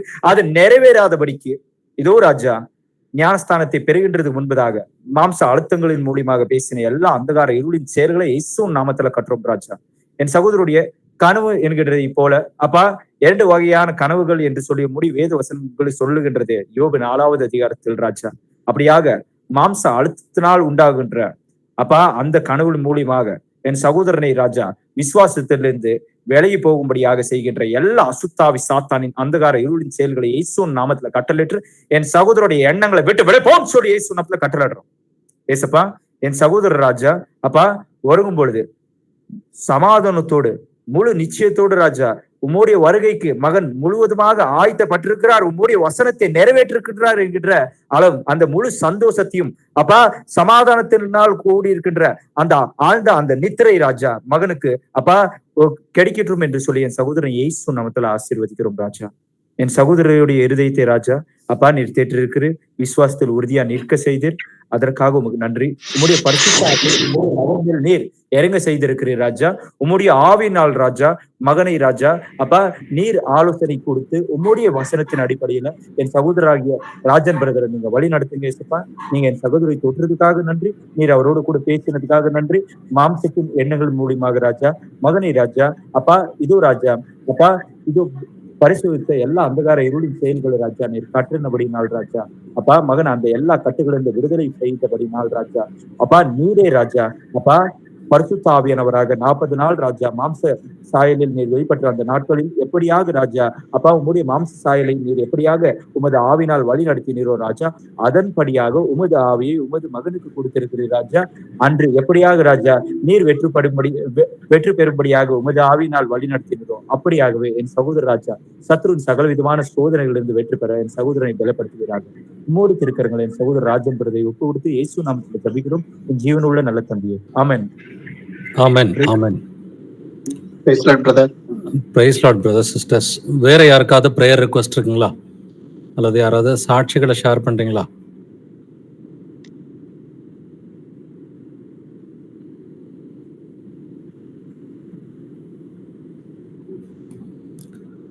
வேற யாருக்கும் பிரேயர் ரிக்வெஸ்ட் அல்லது சாட்சிகள்? Praise Lord, brother. Praise Lord, sister. பாக்கியா ஃப்ரம் மதுரை. நான் இங்க உங்க மெசேஜ் அப்புறம் உங்க டீம்ல உள்ள எல்லா இதுவும் சேர்ந்ததுக்கு அப்புறம் தான் ஃப்ரம் ஜனவரி கேக்குதுங்களா? ஓகே சொல்லுங்க சிஸ்டர். ஃப்ரம் ஜனவரில இருந்து தான் எல்லாம் கேட்டுட்டு இருக்கேன். அப்புறம் வந்து காசா இஸ்ரேல் போர் அக்டோபர் 7ல இருந்து பாத்துட்டு இருந்தேன் உங்க மெசேஜ் எல்லாம். ஸோ உங்க மினிஸ்ட்ரியில உங்க டீமுக்கு வந்ததுக்கு அப்புறம் தான் இந்த திருத்துவம் இஸ் ஃபால்ஸ் டீச்சிங், அப்புறம் வந்து Jesus name is only the baptism according to acts 2:38 அப்படிங்கறத நான் தெளிவா புரிஞ்சுக்கிட்டேன். இது நான் வரைக்கும் நான் சத்தியத்தை நிறைய சென்னை மதுரை அப்படின்னு நிறைய இது கேட்டிருக்கேன். பட் எதுலையுமே இதை பத்தி வந்து சொன்னதே கிடையாது. பட் இது தெள்ள தெளிவா எனக்கு விளங்கி நான் மத்தவங்களுக்கு ஷேர் பண்ணிட்டு இருக்கேன். இப்போ ஒரு 4-5 months-ஆ வந்து எல்லாருமே சத்தியத்துக்குள்ள கொஞ்சம் பேர் வந்திருக்காங்க, எல்லாம் புரிஞ்சுக்கிட்டாங்க. ஸோ நானும் தெரிஞ்சிருக்கேன், இதை மற்றவங்களுக்கும் ஷேர் பண்ணிட்டு வரேன். அதுபடிதான் இருக்கணும் அப்படிங்கிற உறுதியா இருக்கிறேன். நானும் எனக்கு சந்தர்ப்பம் கிடைச்சா கண்டிப்பா இயேசுவின் நாமத்தில் பேப்டிசம் ஆக்ட்ஸ் 2:38 படி நான் எடுத்துக்கொள்ளவும் தயாரா இருக்கிறேன் பிரதர். ரொம்ப சந்தோஷம் சிஸ்டர். கர்த்தர் நல்லவர். நம்ம அவரை தேடும் பொழுது கொஞ்சம் காலம் தாழ்த்தினாலும் நிச்சயமா சத்தியத்தை வந்துட்டு வெளிப்படுத்துவாரு. ஸோ வெளிப்படுத்தும் பொழுது நம்மளை அதுக்கு தாழ்த்துறோம் இல்லைங்களா, அந்த வசனங்களுக்கு தாழ்த்தி நம்ம சமயம் வாய்த்தாலும் வாய்க்காவிட்டாலும் நம்ம எப்படியாவது அந்த ஞானஸ்நானம் எடுக்கணும். பட் அதோட முடிஞ்சு போறதும் கிடையாது. ஞானஸ்நானம் நம்முடைய விசுவாச வாழ்க்கையினுடைய தொடக்கமா இருக்கிறது. அதன் பிறகு இந்த ஆவியின் கனியில வளர்ந்து சுவிசேஷம் அறிவிக்கிற பிள்ளைகளா, கர்த்தர் வரும் மட்டும் வந்துட்டு கனி கொடுக்கிற பிள்ளைகளா நம்ம வந்துட்டு இருப்போம். ஸோ ஆவியானவர் எப்போ உணர்த்துறாரோ சீக்கிரமா ஞானஸ்நானம் எடுங்க. அதன் பிறகு நமக்கு இன்னும் வந்துட்டு ஒரு அந்த சாட்சிக்குரிய வாழ்க்கையும் வந்துட்டு இருக்குது. நம்ம சுவிசேஷம் அறிவிக்கிறப்ப வர இடர்பாடுகள் எல்லாத்தையும் ஆவியின் கனியோட சகிச்சுக்கிட்டு கர்த்தர் வருமளவும் நம்ம அன்பு நிமித்தமா சுவிசேஷம் அறிவிக்கணும். கண்டிப்பா. Okay sister. ஒன் ரிக்வெஸ்ட், அதாவது இது நாள் வரைக்கும் பிதா, அதாவது மத்தேயு 19:28-19 படி எடுத்த பேப்டிசம், அதாவது பிதா, குமாரன், பரிசுத்த ஆவி, அவர்கள் எல்லாரும் வந்து அப்ப நாங்க எல்லாம் நான் கேட்கும் போது அவங்க இது ஒரு கொஸ்டின் வச்சாங்க. அப்ப நாங்க எல்லாம் என்ன பரலோகம் போக மாட்டோமா, இயேசு நாமத்தில் எடுத்தாதான் போவோமா அப்படிங்கிற ஒரு கொஸ்டினை வந்து they are asking. So how can I will say the answer for this? அப்போஸ்தலர் 4:12 வாசிப்போமே. அவராலே அன்றி வேறொருவராலும் ரட்சிப்பு இல்லை. நாம் ரட்சிக்கப்படும்படிக்கு வானத்தின் கீழெங்கும் மனுஷருக்குள்ளே அவருடைய நாமமே அல்லாமல் வேறொரு நாமம் கட்டளையிடப்படவும் இல்லை என்றான். ஸோ நம்ம ரட்சிக்கப்படும்படிக்கு இயேசு கிறிஸ்துவின் நாமமே அல்லாமல் வேறே நாமம் இல்லை. இதுதான் பதில். பட் யாரையும் நியாயம் தீர்க்கிறது நம்முடைய வேலை கிடையாது. பட் ரட்சிக்கப்படுவதற்கு இந்த நாமத்தை தவிர வேற நாமம் இல்லை. ஞானஸ்நானத்துல ரட்சிப்பும் அடங்கி இருக்கிறது. ஏன்னா ஞானஸ்நானமானது 1 பேதுரு 3:21 படி ஞானஸ்நானமானது நல் மனசாட்சியின் உடன்படிக்கையா இருந்து இயேசு கிறிஸ்துவன் உயிர்த்தலோடுதலோட கூட நம்மை ரட்சிக்கிறதுன்னு சொல்லி வசனம் சொல்லுது. ஸோ ஞானஸ்நானமும் ரட்சிப்பும் சம்பந்தமுடையது. அந்த ஞானஸ்நானமும் ரட்சிப்பும் சம்பந்தம் உடையது வந்துட்டு எந்த நாமத்தினால? இயேசுவின் நாமத்தினாலதான். வேறே நாமம் நமக்கு இல்லை. பிதாக்கமாரல் எடுத்திருக்கிறாங்கன்னா அறியாமையில எடுத்திருக்கிறாங்க. நம்ம மனம் திரும்பிக்க வேண்டியதுதான். இப்ப எப்படி வந்துட்டு நம்ம எல்லாம் மனம் திரும்பிட்டோம் இல்லைங்களா? இப்ப நீங்க ஒரு காலகட்டத்துல மனம் திரும்புறீங்க, நான் ஒரு காலகட்டத்துல மனம் திரும்புறேன். பட் அவங்களுக்கும் நீங்க அறிவிக்கிறீங்க இல்லைங்களா, அவங்களும் மனம் திரும்பணும். மனம் திரும்பாம முரட்டாட்டம் பண்ணா கர்த்தர் நியாயாதிபதியா இருக்கிறார், அவர் பாத்துக்குவாரு. கண்டிப்பா கண்டிப்பா. Yes, thank you thank you. Praise Lord sister. Praise Lord Jesus. Praise brother sisters, வேற யாருக்காவது பிரேயர் ரிக்வெஸ்ட் இருக்குங்களா அல்லது சாட்சிகள் இருக்குங்களா?